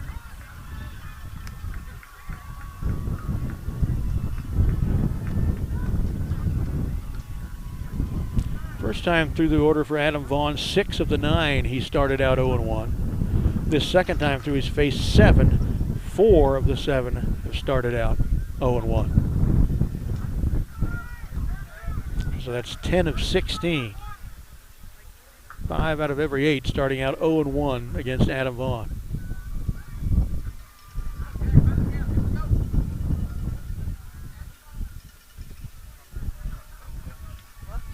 Eight of 18 for Cedar Park. Start out 0-1 against Colton Abel. There's a nice one for a strike on the outside edge, 0-2. Boy, we'd like a strikeout right here. Set him down, set him down.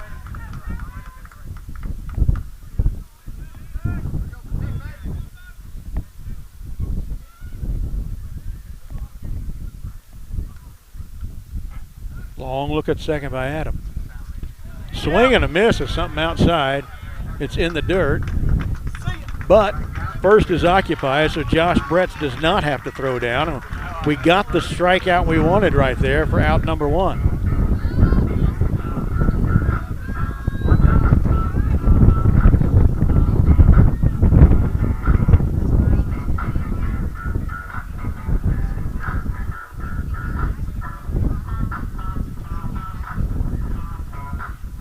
Interesting music here, interesting walk-up music for their 8-hitter first baseman Fisher Roberts.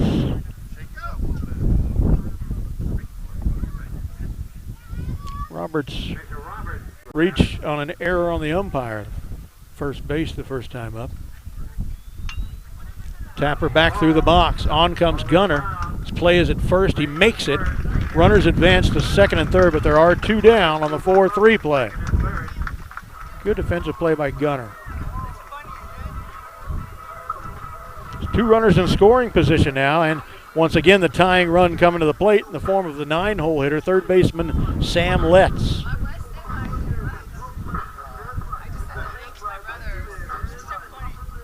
Two down. Here's the Antlers third baseman, Sam Letts. Letts struck out looking at a 2-2 pitch first time up. Let's see if we can get him to do that again. Boy, that was a good pitch that he called the ball. Top of the order would be next. 1-0 to Letts. Need this out and don't want to get back to the top of the order in the better hitters.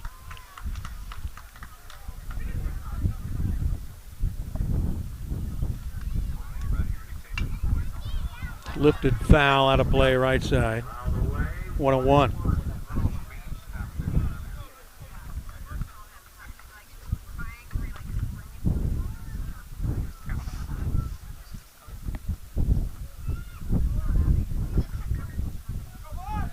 They are not tracking hits or errors in the scoreboard here. I've got 4 hits for them. There's a strike. 1-2. Bring him up now. Be a heartbreaker.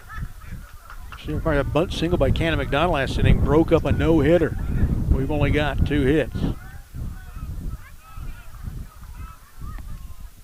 What a pitch by Adam Vaughn. A standing strikeout. First 2 guys, excuse me, got aboard with singles.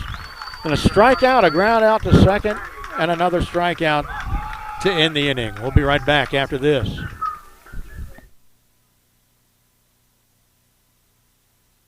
You know the Alzer family. They've been involved in Cedar Park sports for years, just as Alzer's Barbecue has been involved in Cedar Park cuisine for years. It's one-of-a-kind, authentic Texas barbecue. Brisket, turkey, chicken, lamb, terrific sides and sauces. It's sheer succulence. That's Alzer's Barbecue, next to the Shell Station on 1431, just east of Lakeline. Open Friday through Sunday, every weekend. Hey, buddy, you say you wish someone was covering your favorite high school sports teams? You just couldn't make it to the game and you need to find out now what's going on? Well, my friend, your prayers are answered. Go to Vype, VYPE.com, and hit Find Your School to see what Vype is saying about your great community. See for yourself why Vype is the leader in high school sports coverage in Texas. Check us out at Vype, VYPE.com.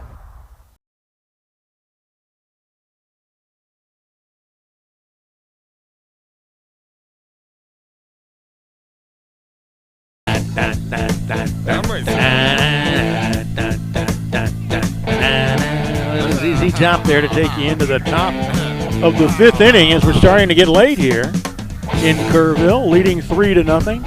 Adam Vaughn, we just saw him pitch out of a nice jam. Gave up 2 singles to start the inning and a strikeout, ground out, strikeout. Get out of it with no damage done.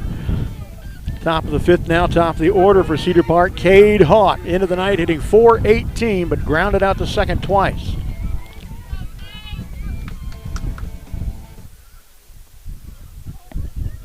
Showed that little nasty first pitch of an inning bunt, but pulled his bat back when the pitch was high, ball 1.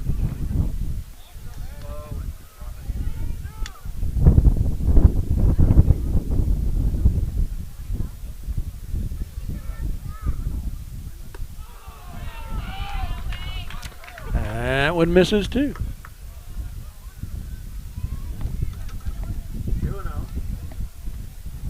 Absek on deck, Hernandez in the hole.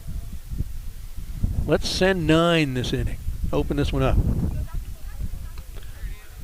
Called a strike on the outside edge. 2-1 to Cade Haught. His first ground out was on a 1-1 pitch. The second one on an 0-2 pitch. Comes a 2-1 from Colton Abel. Pulls his bat back, 3-1.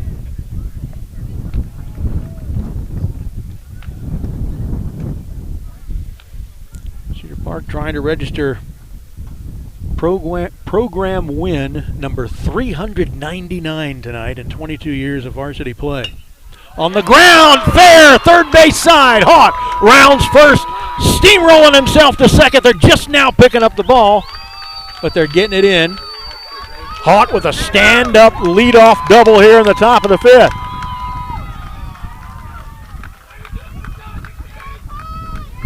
Only the third hit of the game for Cedar Park, only the second one to get out of the infield. We haven't even gotten any outs in the outfield. They've been strikeouts or ground outs. One of the two previous hits was a bunt single. It's only the second ball to leave the infield in 19 batters. Here's Gunnar Absek, the right fielder, into the night hitting .339, a walk and a strikeout. He goes for it, and Cade Haught burns his heels going to third base on the play. 0-1 to Gunnar. Gunnar into the night hitting .339. I think I just said that. .339 with a walk and a strikeout. So a little under .339, officially 0 for 1 tonight. 0-1 the count. Outside with a fastball, 1-1. So Ryder is on deck, Adam Vaughn after him, then Trey Verver. I'm telling you, we're sending 9 to the plate this inning.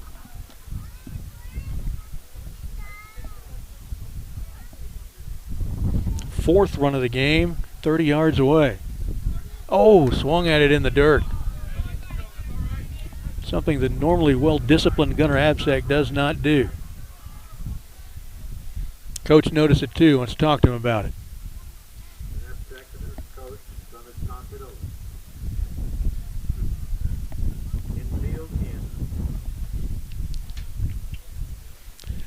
Sorry you have to hear that, announcer. I'm leaving the sound up so you can hear the Cedar Park fans yell when we do something good. Back to the action now, 1-2 to Gunnar. Get a little darker.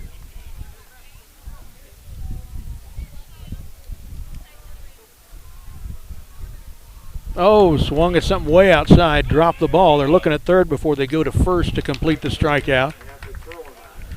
Cade stays put at third. Absek down on his second strikeout of the night. Uncharacteristic for Gunnar.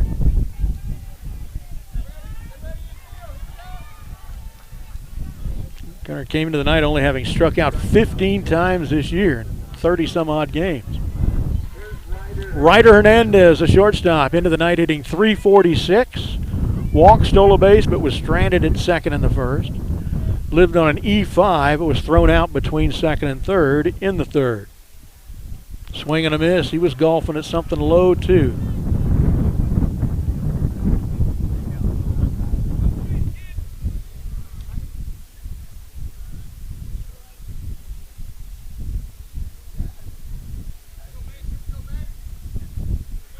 Ryder seemed to score all the way from first last time he was on base, but they said that a wild pitch bounced off the catcher's face mask and went into our dugout, so they only gave him second to send him back 2 bases.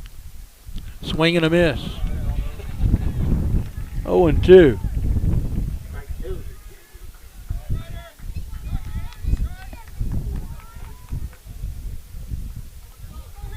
Ryder, one of 3 players, Verver and Cannon McDonald being the other 2, who have hit for the cycle on the season.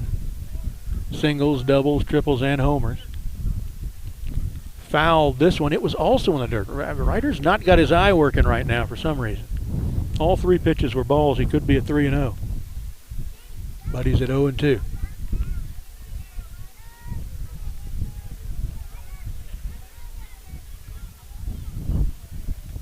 Oh, I didn't update the last out. Sorry, folks. We're actually at 1 out. Chop foul, third base side. Still 0-2, but this is pitch number 5 to Ryder Hernandez.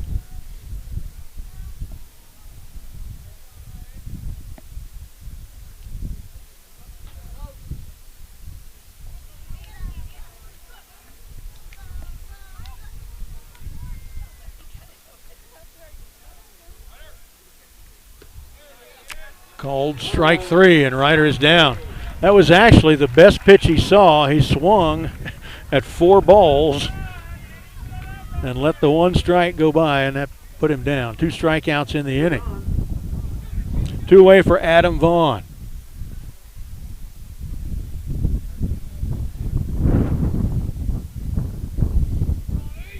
Adam hitting a cleanup tonight, and of course on the mound. 293 hitter on the season, but 0 for 2 tonight with 2 standing strikeouts. Ethan Grobby's going to pitch in for him.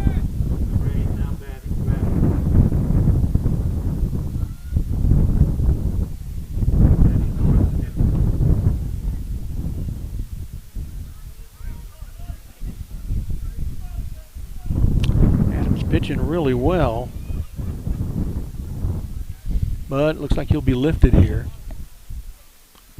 Might be Blake Burton. All right, 2 outs. Runner at third is Haught. Can't leave him there. Not in the playoffs. Not allowed. Fouled into the net. Right side, 0-1 to Ethan Grobby. Trey Verver scheduled next. It looks like him on deck.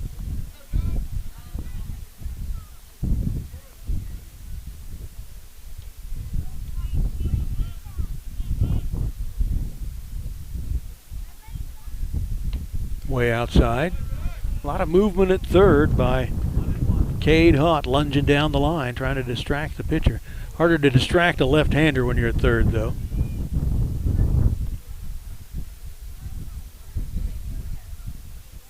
Do it with stomping feet, make him hear you.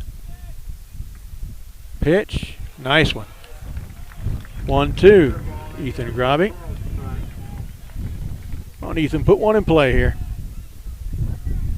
Get something through the infield.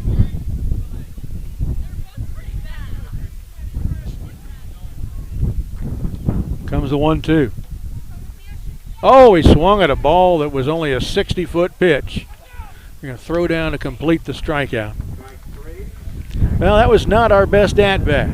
3 straight strikeouts after the leadoff double. A couple of those strikeouts, kind of ugly ones. But it happens sometimes. It's a long season. We'll be right back after this with Tivy at the plate in the bottom of the 5th.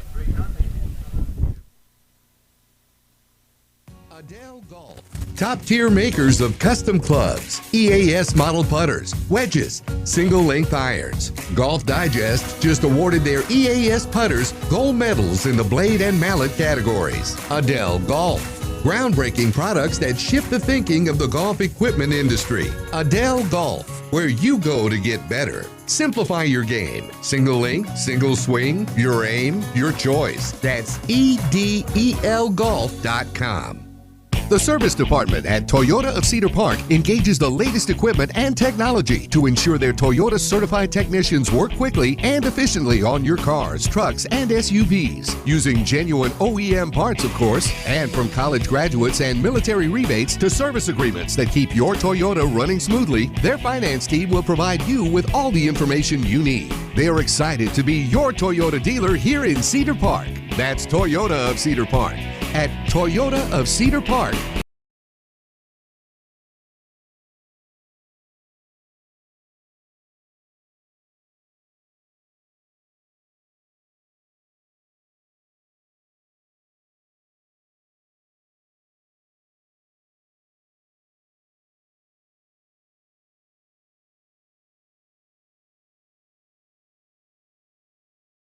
Robbie struck out. We've got a runner at first. Well, I'm not sure why. Oh, well, that's Grobby.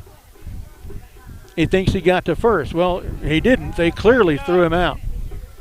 They clearly threw him out. I'm not sure why there's a question about it. Coach Chris Russ of Tivy is going to come out and try to see what it is.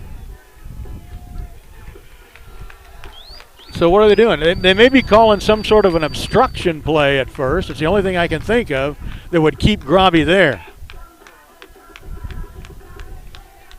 And that must be what it is, which means the run counts. Cade Haught comes home apparently an obstruction play at first, so he clearly threw him out in time.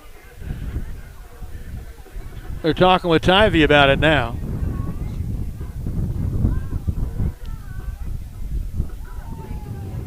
Four umpires talked it over. I didn't see if that was a discussion that was kick-started by Lanny Williams saying something to them, if they did that on their own. Kevin Muir is the runner at first for Grobby.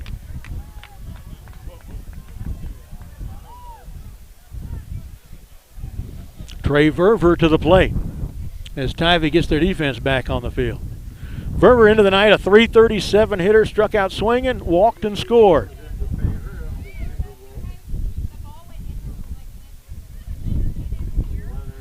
Well, we'll ask Coach about that on the post-game show.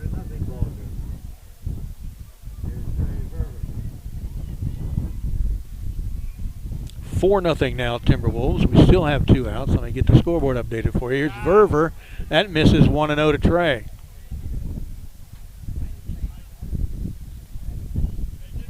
Well, that was weird.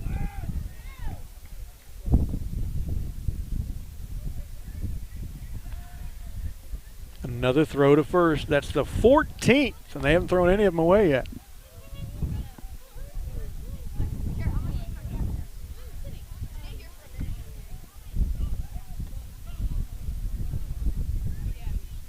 Here's the pitch. Driven high to left center, but not deep enough into this wind. Center fielder makes the catch, and that's it. Fly out to left center, caught by the center fielder, but a run scores, and Cedar Park leads 4-0. I'll let you listen to the sounds of the ballpark.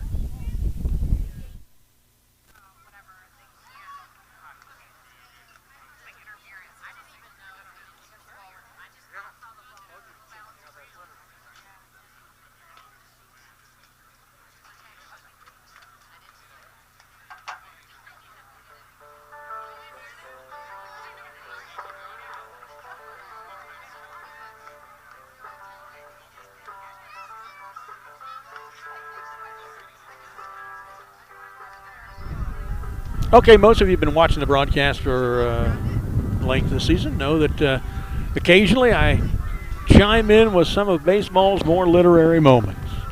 Done a few things. Going to do one again tomorrow. Before the pregame show starts, I'm going to spend a couple of minutes reading to you probably the most famous poem in the history of baseball. Takes a couple of minutes to read. You'll love it. It's one of my favorite poems of all time. Even, forget about it just being baseball. Of any poem, it's one of my favorite ones. See if you can guess what it is. We'll read that before the pregame show starts tomorrow. Another literary moment in baseball.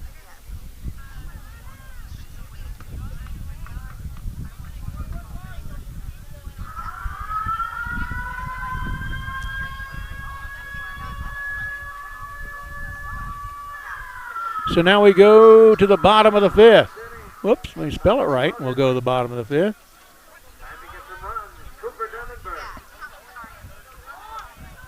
They're at the top of the order with Cooper Gunnenberg, the second baseman, 0 for 2 tonight.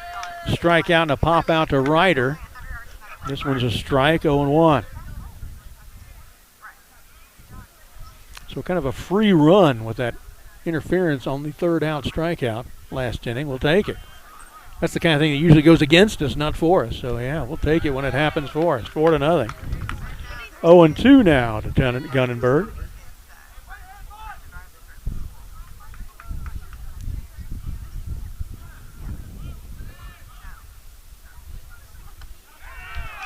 And a strikeout.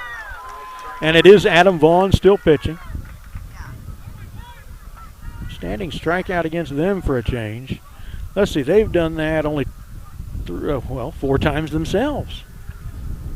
4 of our 5 are, 4 of their 5 are.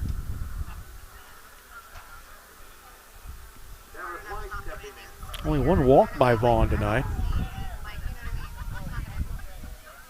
Just Travis White, the DH, hitting in the 2 spot. First one misses, ball one. Now with one out. White flied out to right, Gunnar Absek, and then grounded out to Cade Haught at third. Swing and a miss. 1-1.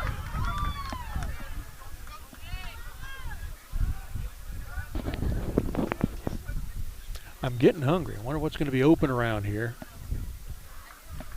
I know where most of the fast food joints are on the main drag north-south through town here.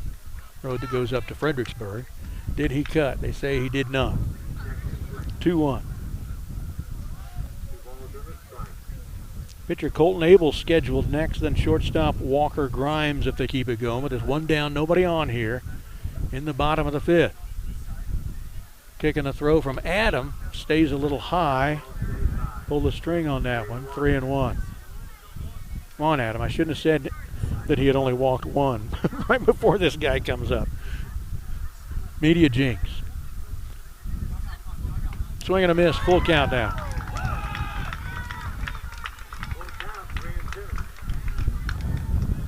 Well, I'm really proud of the program's fans that so many of them have come to this game over 100 miles away when you could have stayed home and watched the broadcast. Of course, it's kind of surprised that we had video. Swung on, lifted, foul. It's going to make outside the fence on the Tivy side. Somebody made a great catch over there. Cedar Park fans scream in applause. But it didn't count. Still a full count to Travis White.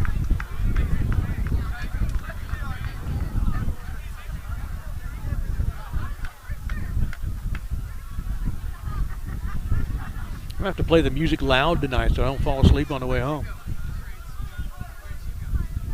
This is a full playlist trip out here, 100 and something miles. A couple hours worth of driving, ball 4 there. Listen to my entire Paul McCartney live playlist, 30-something songs. So yeah, I shouldn't have said anything about walking. There's the second walk of the night given up by Adam Vaughn.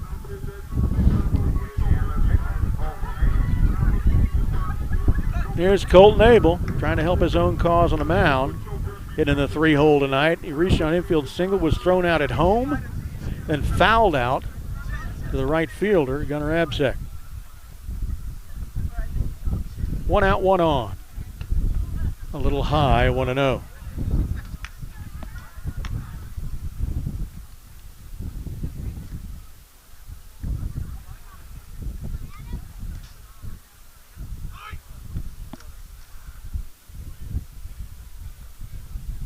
Here's the pitch, swung on, lifted, foul, out of play right side. 1-1 to Colton Abel. Shortstop Walker Grimes is on deck. Center fielder Cale Lackey is in the hole. 1 out, runner at first for Colton Abel.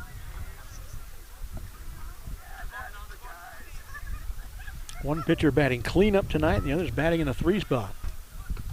Showed bunt, put the bat back, throw to first, nothing doing. 2-1 to Abel.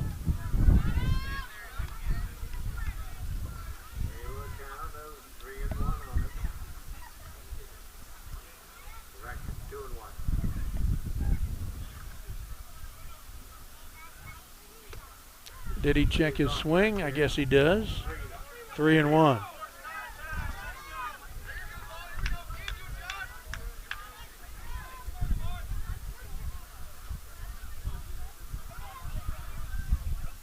Swing and a miss. Full count. Last guy went to a full count on a 3-1 pitch, swing and a missing, but he walked on the next pitch. Let's whiff Colton Abel. Here you go, Adam. Got him. Nope, fouled it. Shoot. Still a full count. Cedar Park up 4-0 in a game. It was really hotly contested until just the last couple of innings. Cedar Park's offense still has not done a lot tonight. They've capitalized on mistakes by Tivy, mostly for their runs. Not a lot of hits.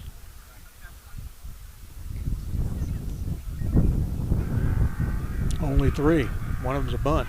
Swing and a miss. They got him.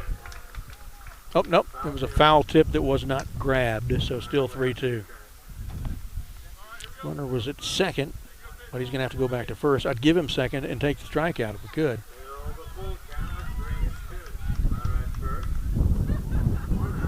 Here comes the 8th pitch of the at-bat to Colton Abel.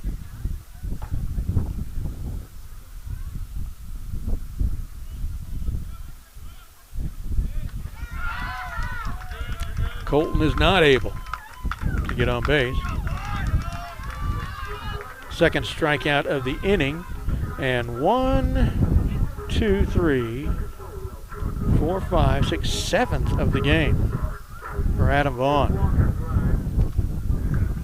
Out of 21 hitters faced, that's 1 out of every 3 striking out. Here's the shortstop Walker Grimes, walked and was stranded at second and flied out to right. He is the cleanup hitter.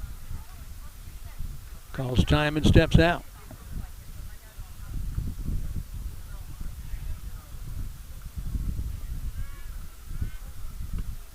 Nice pitch right down the tube for a strike.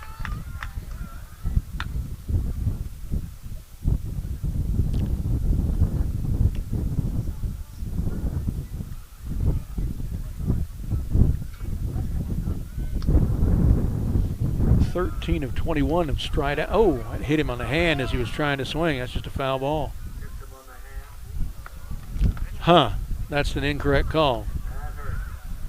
Hits him on the hand. That's swinging the bat is just a foul ball. But that's the second error on the umpire tonight.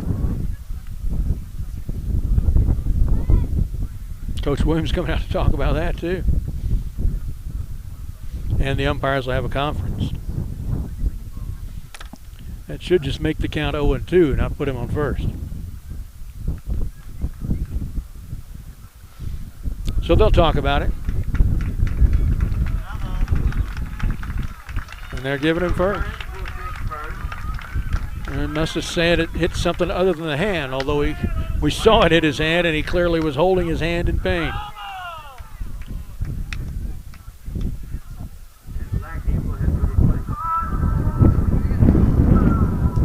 So that error on the umpire, the second of the night, pushes Travis White to second, who had walked a few moments ago, and brings center fielder Cale Lackey to the plate. He is 2 for 2. They've only got 3 hits, and this guy's got 2 of them. Oh, thanks! Angie's bringing me a hot dog. That's okay. All right, thank you very much. Hot dog and some windshield wiper fluid. That's that blue Gatorade stuff I like. Love it, love it, love it, love it. 1-0. So I'm going to disappear for a little longer between comments here. So I chow down on my hot dog. 1-0 to Kyle Lackey. Yeah, there are 2 outs. Scoreboard was wrong. I just updated it.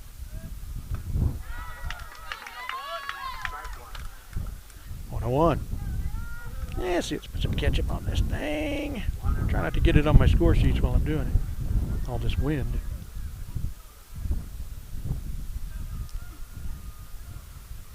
Beautimus. Beautimus. Oh, and that hits him in the back. So 2 hit batsmen in a row. Well, officially 2 in a row. So that loads the bases with 2 outs for the right fielder, Eric Tenney. He's got the other of their 3 hits. Oh, there are 4 hits. There's a guy with an infield single, too, I missed. He struck out and had a single to the left side, was stranded at second. Bases loaded, but there are 2 outs. Just you need to get an out anywhere.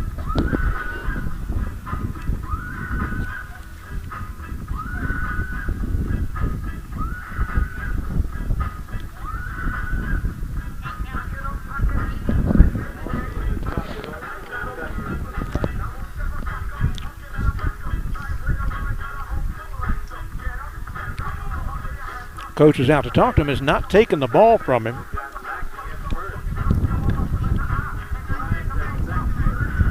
I think it's Trey Hibbett's warming up in the bullpen down the line, but not sure completely. It's just a little too far away to see the number, but it looks like it might be an 18. I'm going to eat some of my dog while you listen to all this.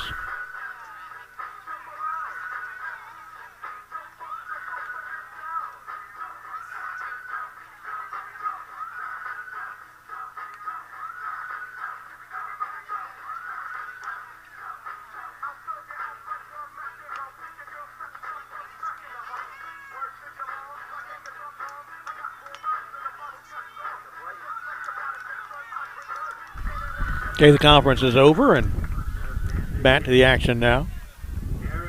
Eric Tenry, right fielder, struck out and singled. Left-handed hitter. Bases loaded, but there are 2 outs. Just need an out. 1/3 of the way to it with that one, 0-1. Adam kind of pitched himself into a jam with the last 2 guys being hit batsmen. Had 2 strikeouts prior to that. Let's go for 3.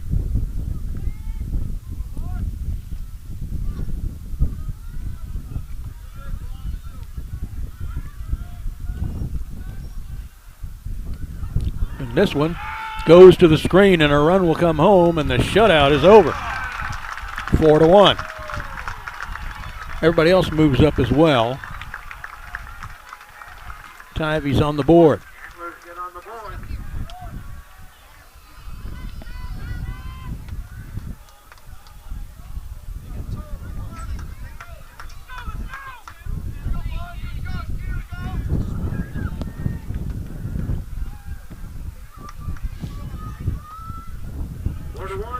Should be a 1-1 count to Eric Tenry. They got 0-1 on the board.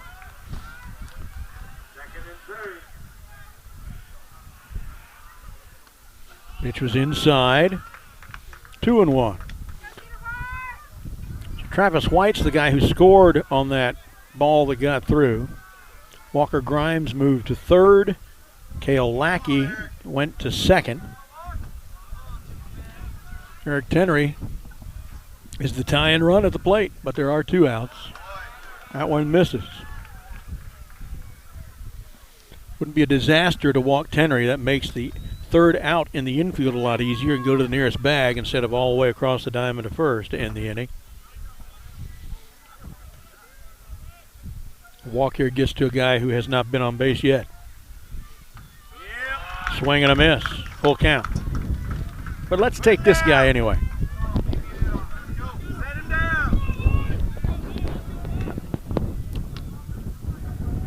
Vaughn only had thrown 59 pitches coming into this inning.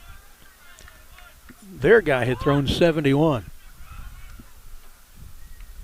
Foul tip. Had enough of a piece of it to stay alive.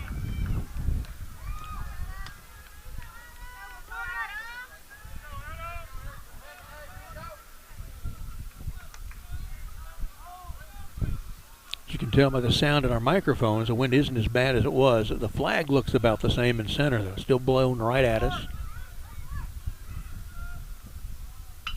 Swung on and lifted to left. It's going to land foul.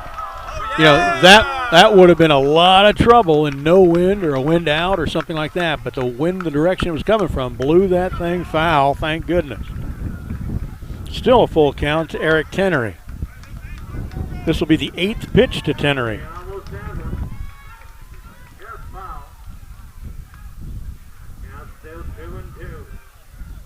This is their biggest inning, their 6th batter to the plate. They've not sent that many in any other inning so far.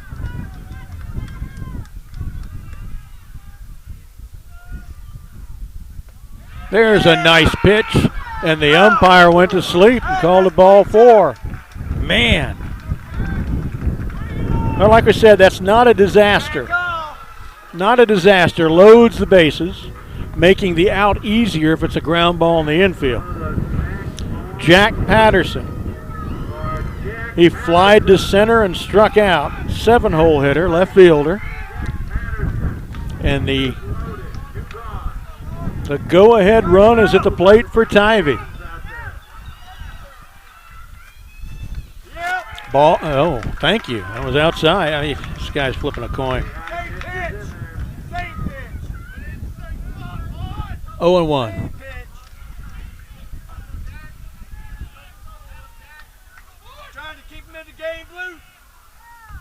That one on the inside edge. It started towards his shoulder, curved down and caught the inside edge, 0-2. Jack Patterson now the 7th batter to the plate for Tivy. Most Cedar Park has sent in an inning is 6 in the 4th.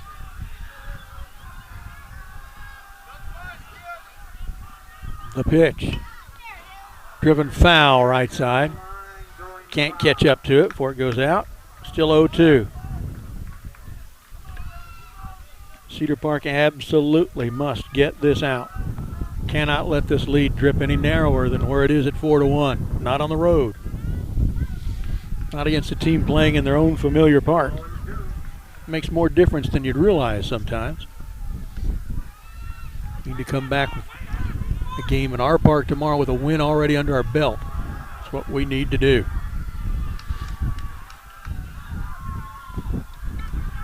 Bases loaded, 2 outs. Here's the pitch. Outside edge, called strike 3. Tivy is down. The damage is limited to just 1 run. 8th strikeout of the game for Adam Vaughn. We'll be right back.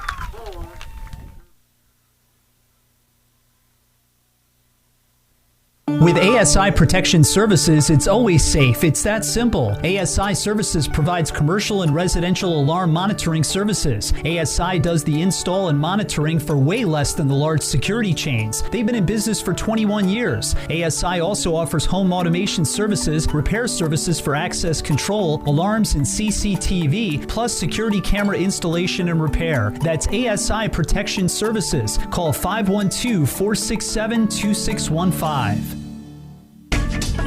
Austin Go-To Team Realty. If you're thinking about selling your home, now's the time. Contact Greg Oleski for a free market analysis of your home's value and take advantage of this seller's market. Whether you're buying or selling, Greg's your go-to agent for all your real estate needs. Contact him at 512-779-3767 or Greg O at austinrealestateexperts.com. That's Austin Go-To Team Realty.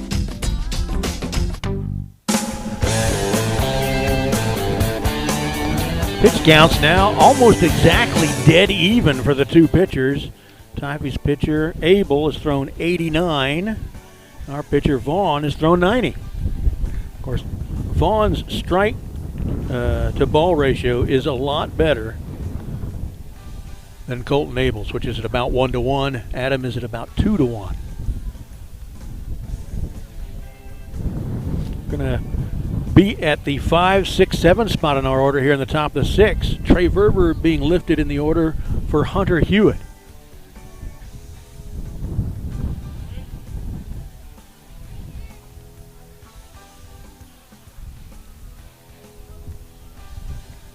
Scheduled next is Julian Swift and then Cannon McDonald. We'll see who shows up there actually. I see Cannon swinging down there. I don't see Julian yet. Pitch is high to Hunter, very high. Oh, I'm sorry. Hunter is hitting for Julian. I was looking at the wrong spot. So 1-0, and McDonald is on deck. So it's Swift that is lifted for Hunter Hewitt. Here's a called strike 1. All right, let's look at Hunter's offensive numbers on the season in a fading light here. Let me see if I can find him. 40 plate appearances, 34 official at-bats, 11 hits, 7 singles, 4 doubles. Called strike 2, 1-2 to Hunter. 5 RBIs, scored 10 runs. Walked 6 times, struck out 12, hitting .324, on base at .425. And there's a called strike 3. Hunter didn't swing at any of them. Our bats have not been very good the last 2 innings.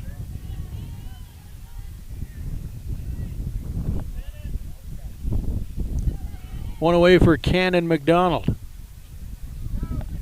Cannon came into the night hitting .368, lived on an E1 and was thrown out at second.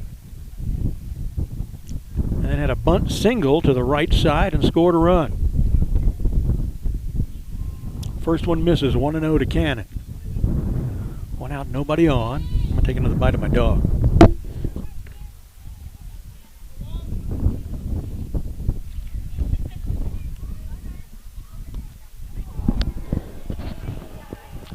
Misses high.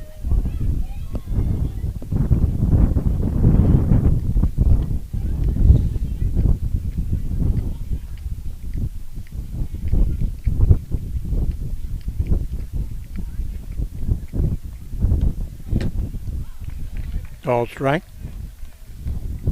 2-1 to Cannon. One out, Louis Alonso on deck. And yes, my mouth is full of hot dog. Pitch, swing and a miss. 2-2.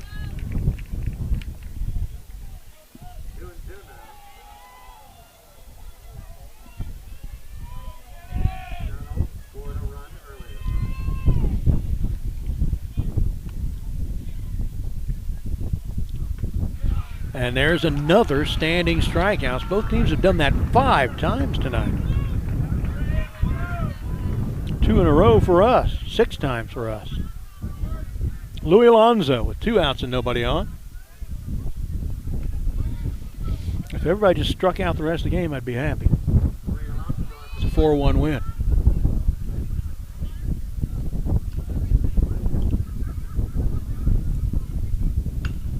Louis, a single over the first baseman's head into right on the first pitch. 4th hit of the game for Cedar Park.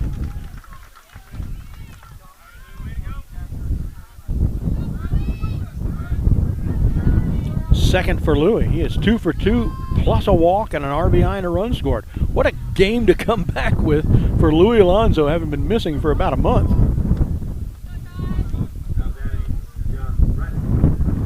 Josh Brett's the catcher, batting in the 9-hole now, where Molinaro had been the DH.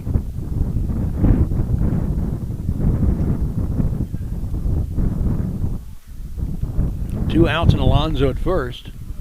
Pitch is high, 1-0. Let's look at Brett's 76 plate appearances, 64 at-bats, 17 hits, 12 of them singles. 13 of them singles, rather. 4 of them doubles. And this one on the ground to the second baseman. He fields it cleanly over to first to end the inning with no damage done. We are through 5.5. Still 4-1. I'll let you listen to the sounds of the ballpark.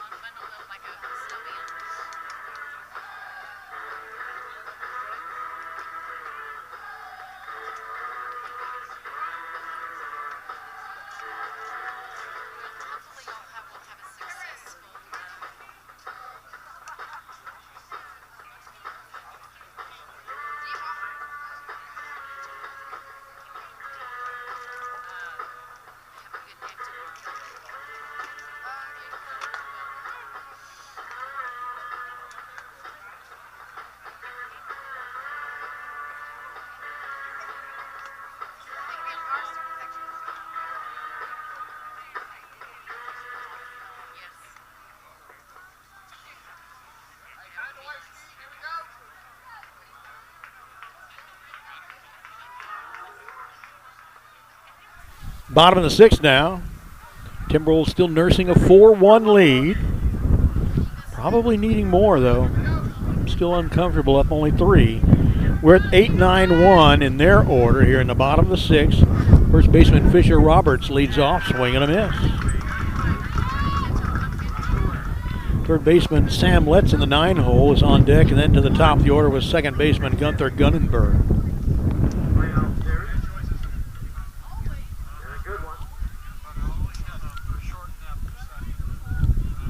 The 0-1 swung on and lifted to left, but pretty much right at Trey Verber, who makes the catch. One down.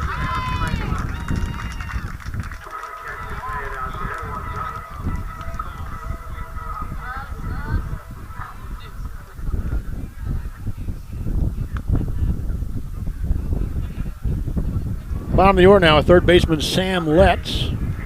First time up, he struck out looking. Second time up, he struck out looking.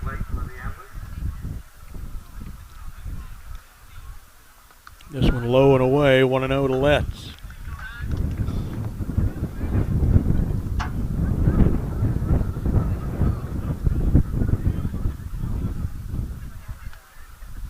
Changing balls. Dark night now here. 9:08 p.m. in the bottom of the 6th.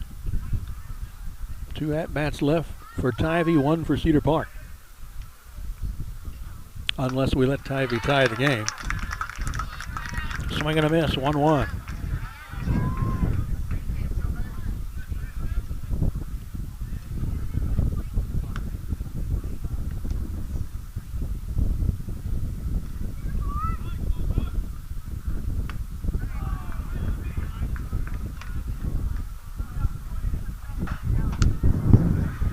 Misses 2-1.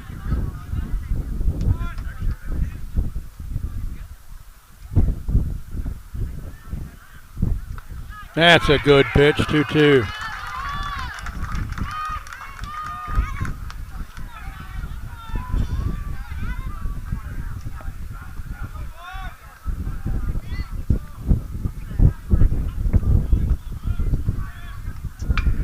On the ground, third baseman Julian, a high throw, but he got him. Nice job by Louis Alonso keeping a toe down and making that catch, a little snow cone catch. Tall throw by Julian, but he had to hurry it because there was a lot of speed there with Letts.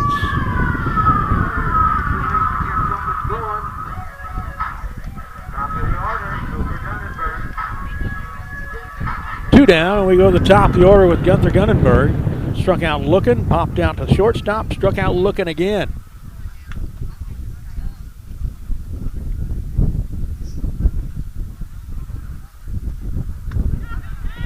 Called strike on the outside edge, 0-1.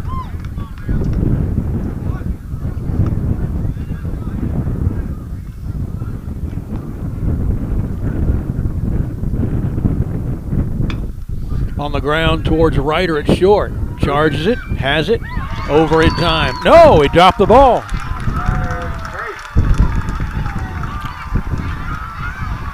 Popped out of the glove of Alonso, and so he's safe.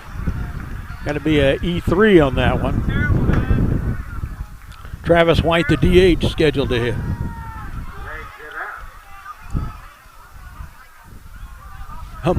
The announcer says he legs it out. No, he was out. First baseman dropped the ball. And they're going to talk about it. I guess the contention is maybe he was just pulling it out of his glove to throw it back to the mound because the inning was over. It didn't look like that to me. It looked like it came out too quick.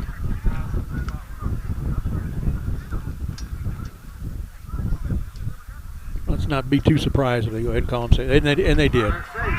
I think that's what happened.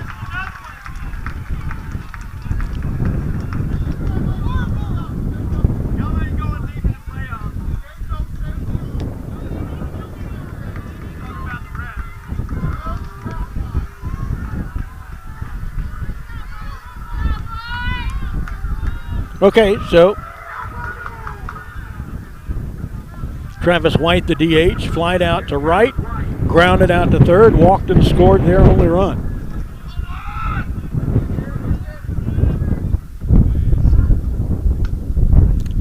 Something curved outside there, 1-0 to White. Fourth time to the order now for Tivy. Actually ahead of Cedar Park in number of batters sent to the plate. We've gone exactly 3 times through. We'll be top of the order with Haught's 4th at-bat coming up in the 7th. 2-0 now to White as the wind is picking up again. Dadgummit. Thought it went to bed for the night. I guess not. 3-0. Now I had the inning over and dropped the ball. This one is our own fault.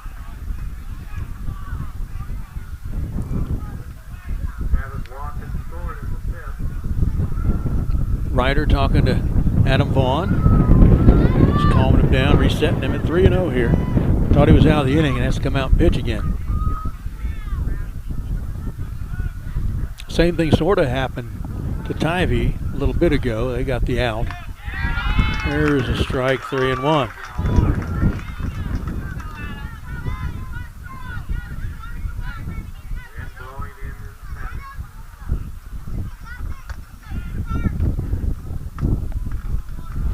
And there's ball 4. 2 walks now after 2 defensive outs against Travis White in this game. The first time he walked, he scored.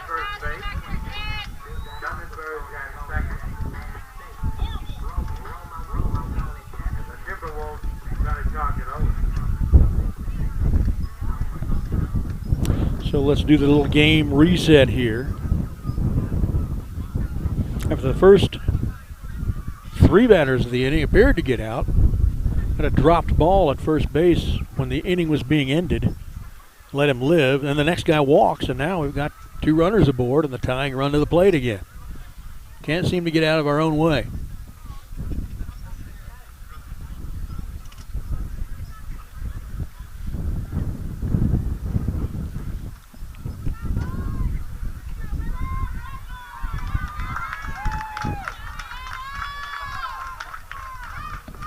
Conference is over. Pitcher Colton Abel is scheduled.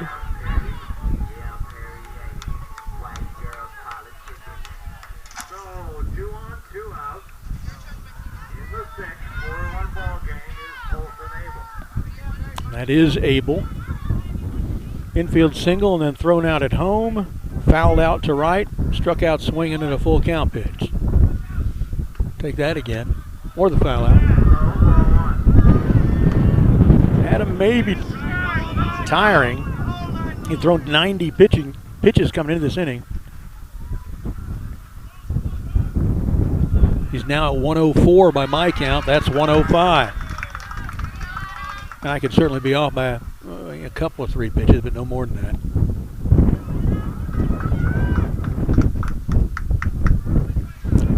Here's pitch 106 for Adam Vaughn. Nice one. 1-2. Let's woof him.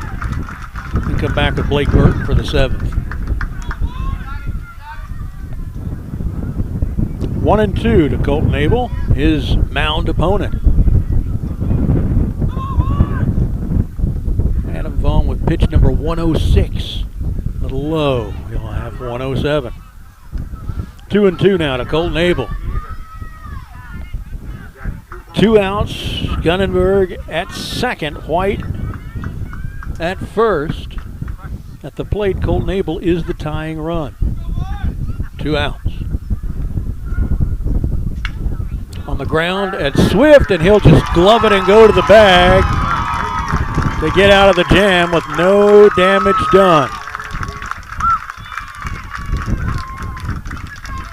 So still 4-1 through 6 complete. Just got to get ourselves 3 more outs somehow. We'll be back in a minute. Honey, isn't it amazing? What? The sacrifice, the dedication, the grit. I mean, they really set an example, don't they? Oh, well, no question. Today's high school athletes are truly special. Not the athletes. Well, who? The officials. Oh. Today's student athletes are truly special.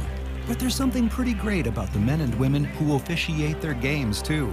Like the way they're giving back to their communities. Officiating is a terrific way to stay in shape, meet new people, and stay connected to the game you love. But the biggest reason of all? We need more qualified high school officials here in Texas. And without them, the rest of us would have a whole lot less to cheer about. High school games need officials. high school sports need you. Great call, Ralph. Yeah. Interested in becoming a licensed high school official? Go to highschoolofficials.com to learn more and begin the application process. Brad Cohn via the tee back here on the Vype Live worldwide broadcast of Timberwolf baseball. Cedar Park seeing if they can take advantage of one last opportunity to get some insurance. Up 4-1. Their final at-bat of the game, perhaps.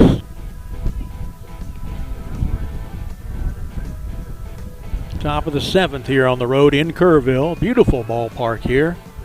Man, these guys are really lucky to be playing in a ballpark like this. Beautiful field, beautiful stadium. Beautiful setting all around it. Wish it wasn't so windy. And I wish we weren't 100 and something miles away from Cedar Park. It's going to be a long night. They are at 4, 5, and 6 in the order. Shortstop Walker Grimes leads off. We'll also see center fielder Cale Lackey and right fielder Eric Tenry, unless head coach Chris Russ changes the order with some pinch hitters.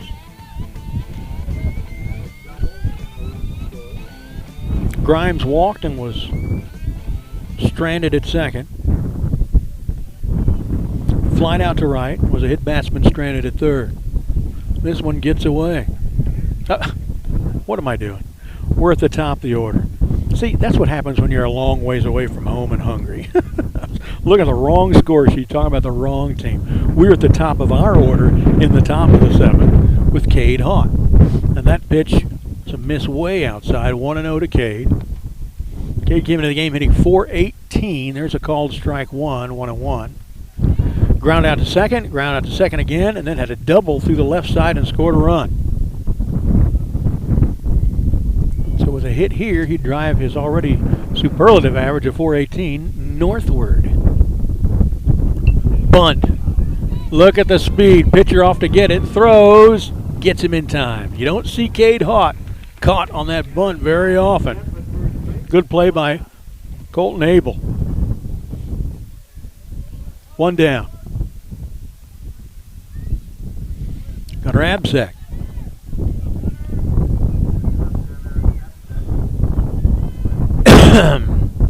Scoreboard up for you too. I've been remiss on that one tonight. Sorry.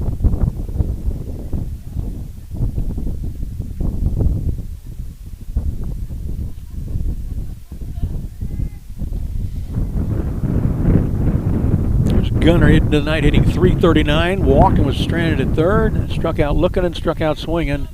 Takes that one for a called strike 1-1 the count to Gunnar. Boy, it'd be great to get at least one more run. Make me feel a lot better. Swing and a miss, 1-2. So, are we going to see Adam Vaughn? I've got him unofficially at 109 pitches, or are we going to see Blake Burton, the closer? 1-2 pitch to Gunnar. Ooh, he's called that a strike tonight. 2-2.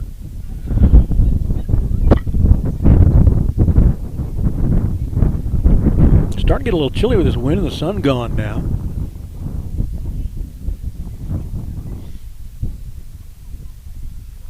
High and outside. Full count now to Gunnar Absek.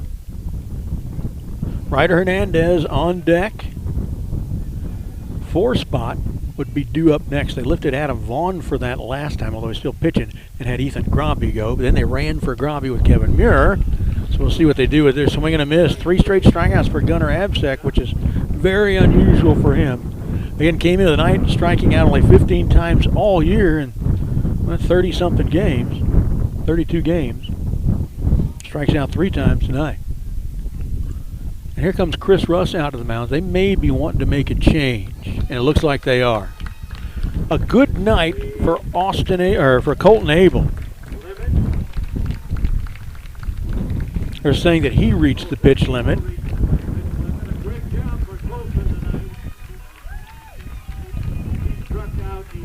I got him at 110.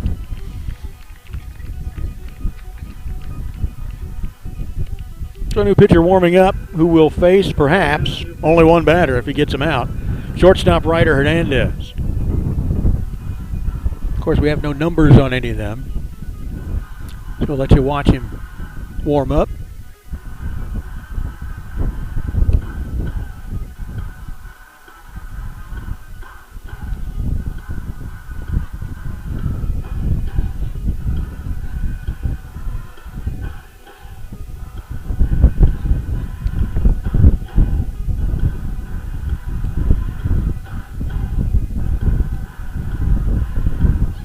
Cedar Park looking to notch program win number 399.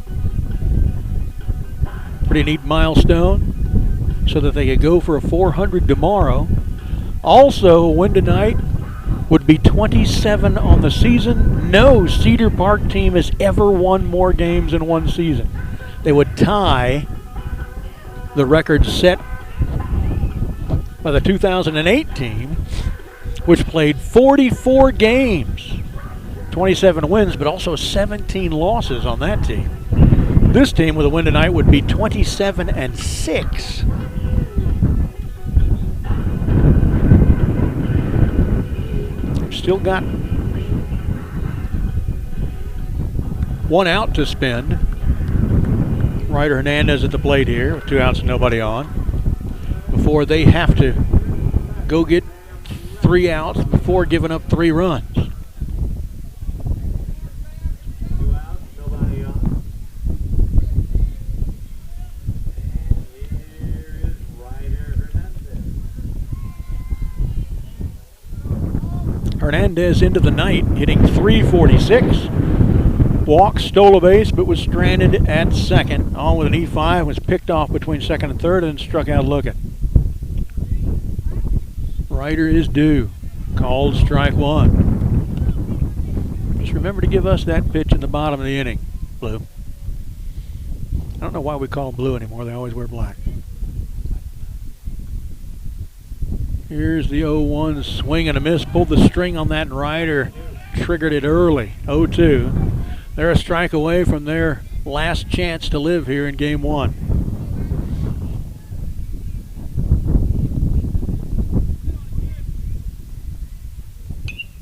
And this one is driven to right, is just foul by about 3 feet. Wind blew that one foul too. We've seen that happen with a couple of shots tonight. So still 0-2 to Ryder Hernandez.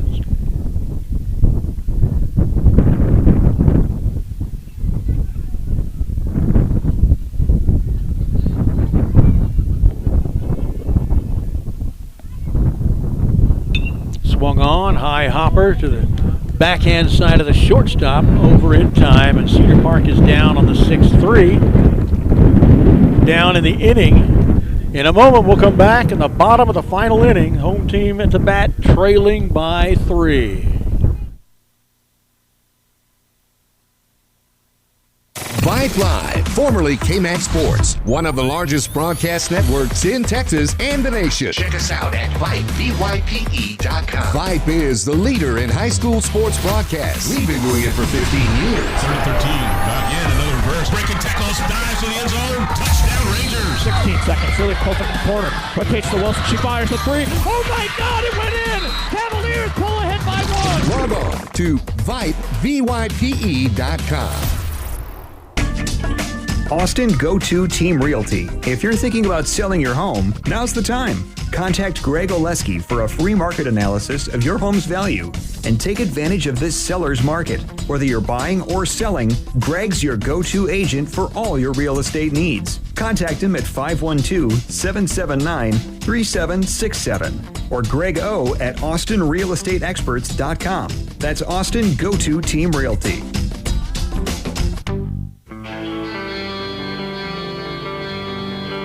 All right, here we go, the bottom of the 7th. Tivy trailing the Timberwolves 4-1. They got to get 3 runs before we can get 3 outs on them.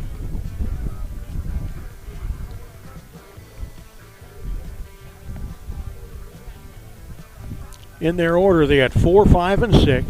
Scheduled are shortstop Walker Grimes, center fielder Cale Lackey, and right fielder Eric Tenery.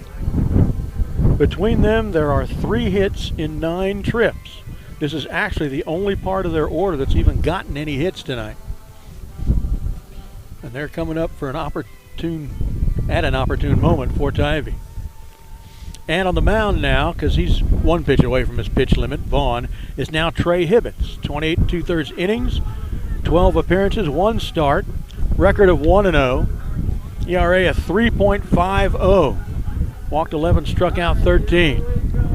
Trey Hibbets, it's on his shoulders to get us 3 outs here before they start putting runs on the board.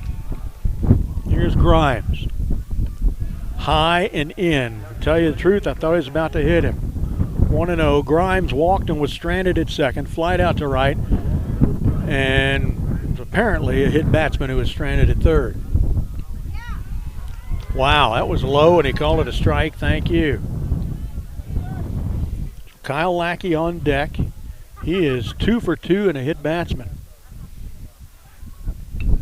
There's a bunt back to the mound in time for Hibbets to make the play, and he does. 1 down. Nice, brisk play by Trey Hibbets, scampering off the mound. So here's center fielder Kyle Lackey. He singled to the left side and was stranded at first.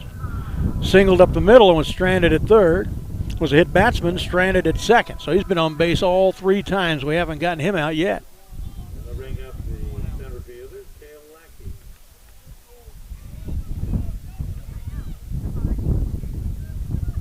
He has 2 of their 4 hits, half of their hits.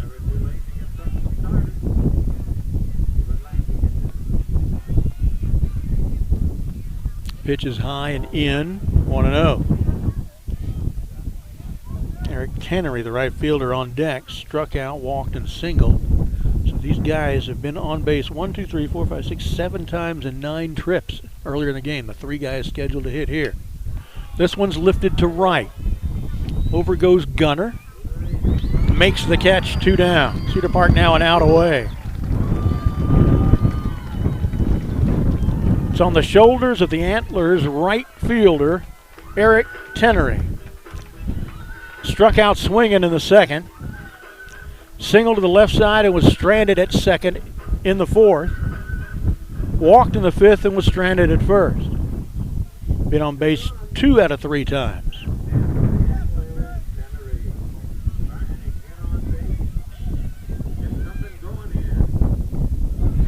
Swing and a miss, strike 1.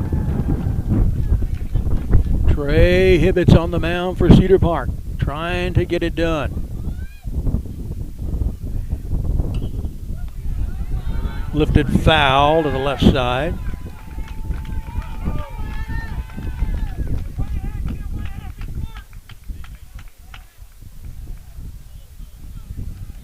Remember to stay tuned after a couple of minutes break where you'll hear from our sponsors. At the end of the game, we'll have Coach Williams up here on the post-game show, and he'll probably bring a player who made a difference tonight for the Timberwolves. 0-2. 1 strike away now is Trey Hibbets. Cedar Park fans starting to stand down in front of me. A Hibbets jersey on a Hibbets mom. Here's the 0-2. In the dirt. Did he go? No, I don't think he went. Rhett's alertly grabbed it and tagged him, but I don't think he went. 1-2.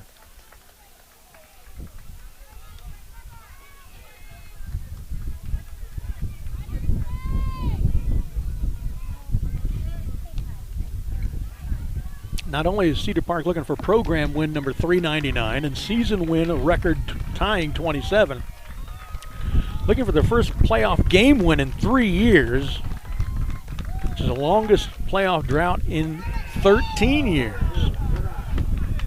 That one misses, 2-2. Longest playoff drought for a win of a playoff game, 3 years long, in 13 years. Hibbets with the 2-2. Fouled, and he stays alive, still 2-2. Eric Tenery trying to keep the Antlers going here.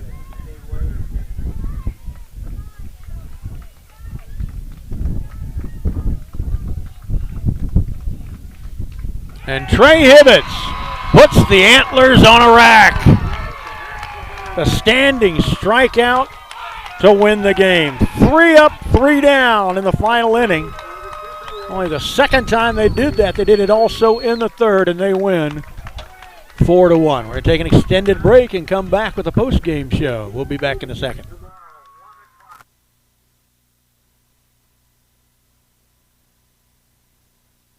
Thundercloud Subs is a neighborhood sub shop with a rich tradition of good-natured people serving fresh, fast, and healthy food in a quirky and fun atmosphere. Founded in Austin in 1975, Thundercloud has the simple philosophy of selling a great sub at a reasonable price with superb ingredients. Scratch-baked bread, meats, cheeses, and produce sliced fresh every day. All these ingredients come together to create the one and only Thundercloud Sub at 4 Points and at 700 East Whitestone in Cedar Park. You know the Alzer family. They've been involved in Cedar Park sports for years, just as Alzer's Barbecue has been involved in Cedar Park cuisine for years. It's one-of-a-kind, authentic Texas barbecue. Brisket, turkey, chicken, lamb, terrific sides and sauces. It's sheer succulence. That's Alzer's Barbecue, next to the Shell Station on 1431, just east of Lakeline. Open Friday through Sunday, every weekend. With ASI Protection Services, it's always safe. It's that simple. ASI Services provides commercial and residential alarm monitoring services. ASI does the install and monitoring for way less than the large security chains. They've been in business for 21 years. ASI also offers home automation services, repair services for access control, alarms, and CCTV, plus security camera installation and repair. That's ASI Protection Services. Call 512-467-2615. Austin Go-To Team Realty. If you're thinking about selling your home, now's the time. Contact Greg Oleski for a free market analysis of your home's value and take advantage of this seller's market. Whether you're buying or selling, Greg's your go-to agent for all your real estate needs. Contact him at 512-779-3767 or Greg O at AustinRealEstateExperts.com. That's Austin Go-To Team Realty.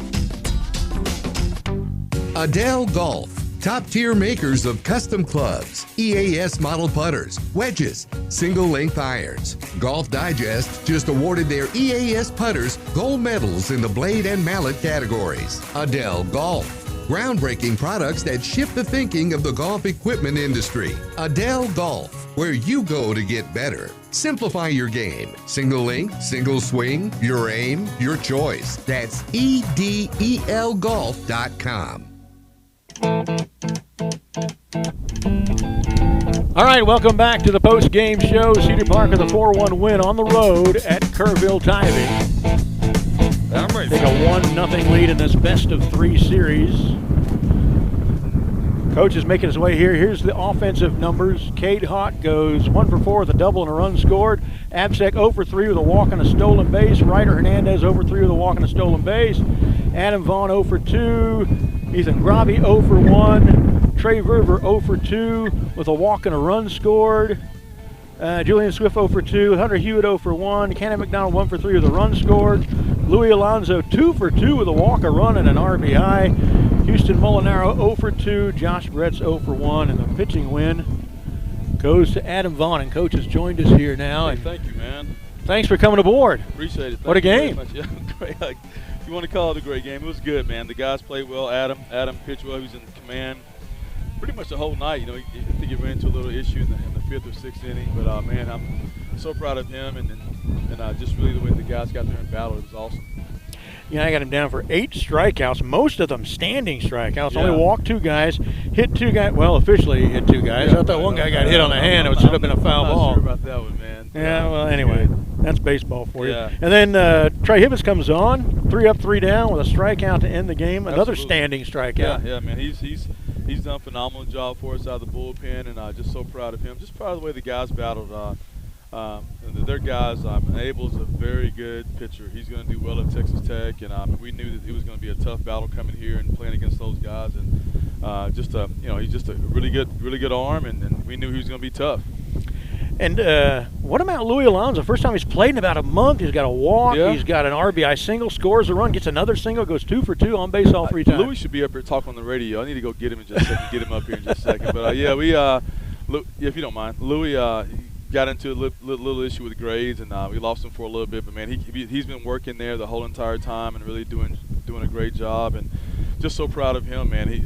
The thing that we kept telling him is because a lot of times when situations like this happen, we lose kids and they lose focus. And man, he has been staying focused and being at practice, and we're just like, man, we're gonna need you. We're gonna need you. We're gonna need you. So make sure that you stay sharp. And he did, So I'm very, very proud of him.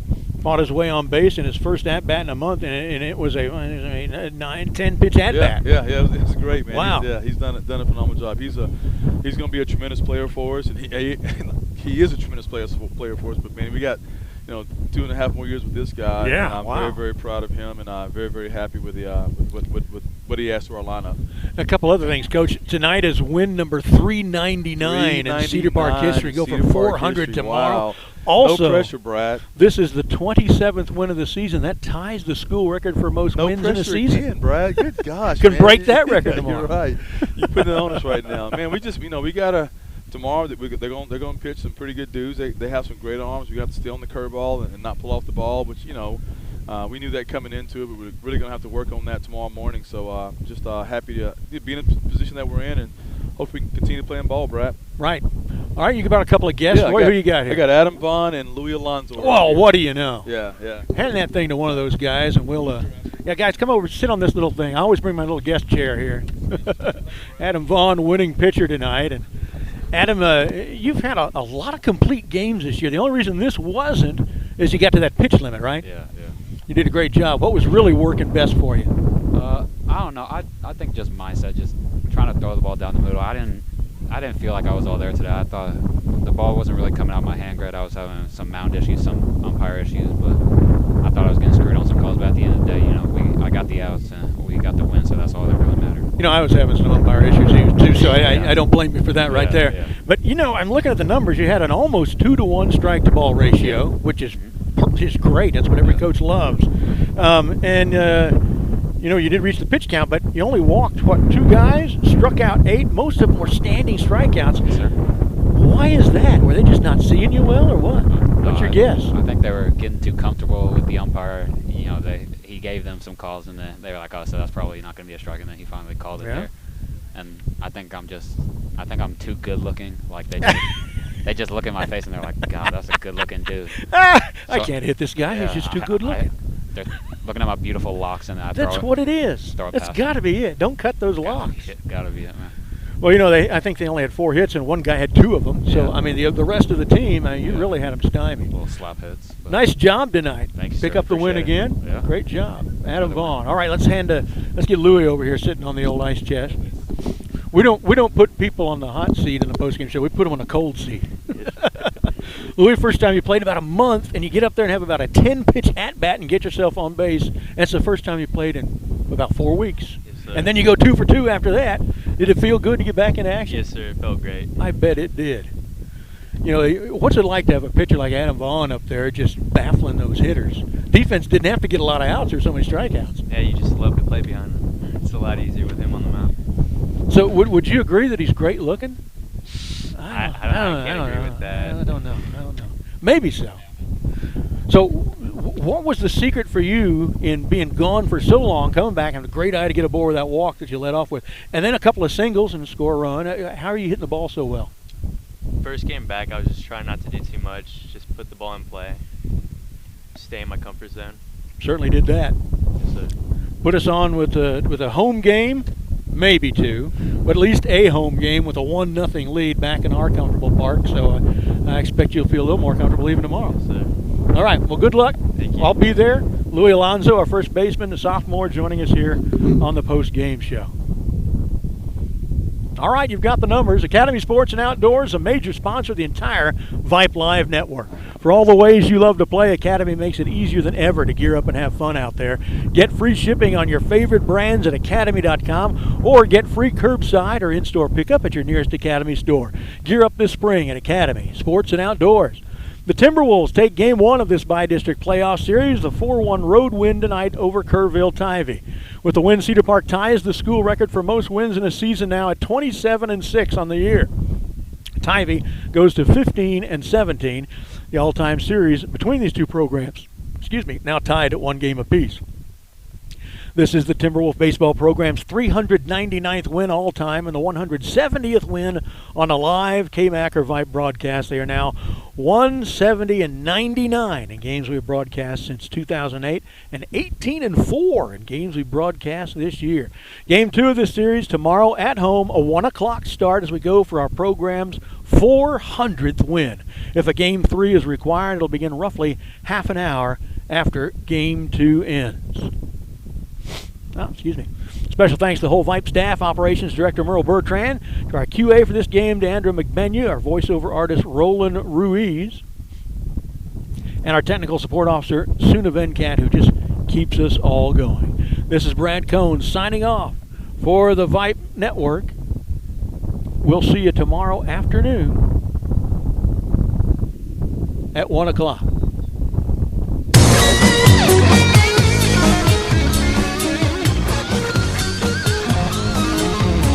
This has been the Vype Live Network's presentation of Cedar Park Timberwolves Baseball. Sponsored by Toyota of Cedar Park, Adele Golf, Thundercloud Subs, Austin Go-To Team Realty, Alzer's Barbecue, ASI Protection Services, and Academy Sports and Outdoors. Join us again for the next live worldwide broadcast of Cedar Park Timberwolves Baseball.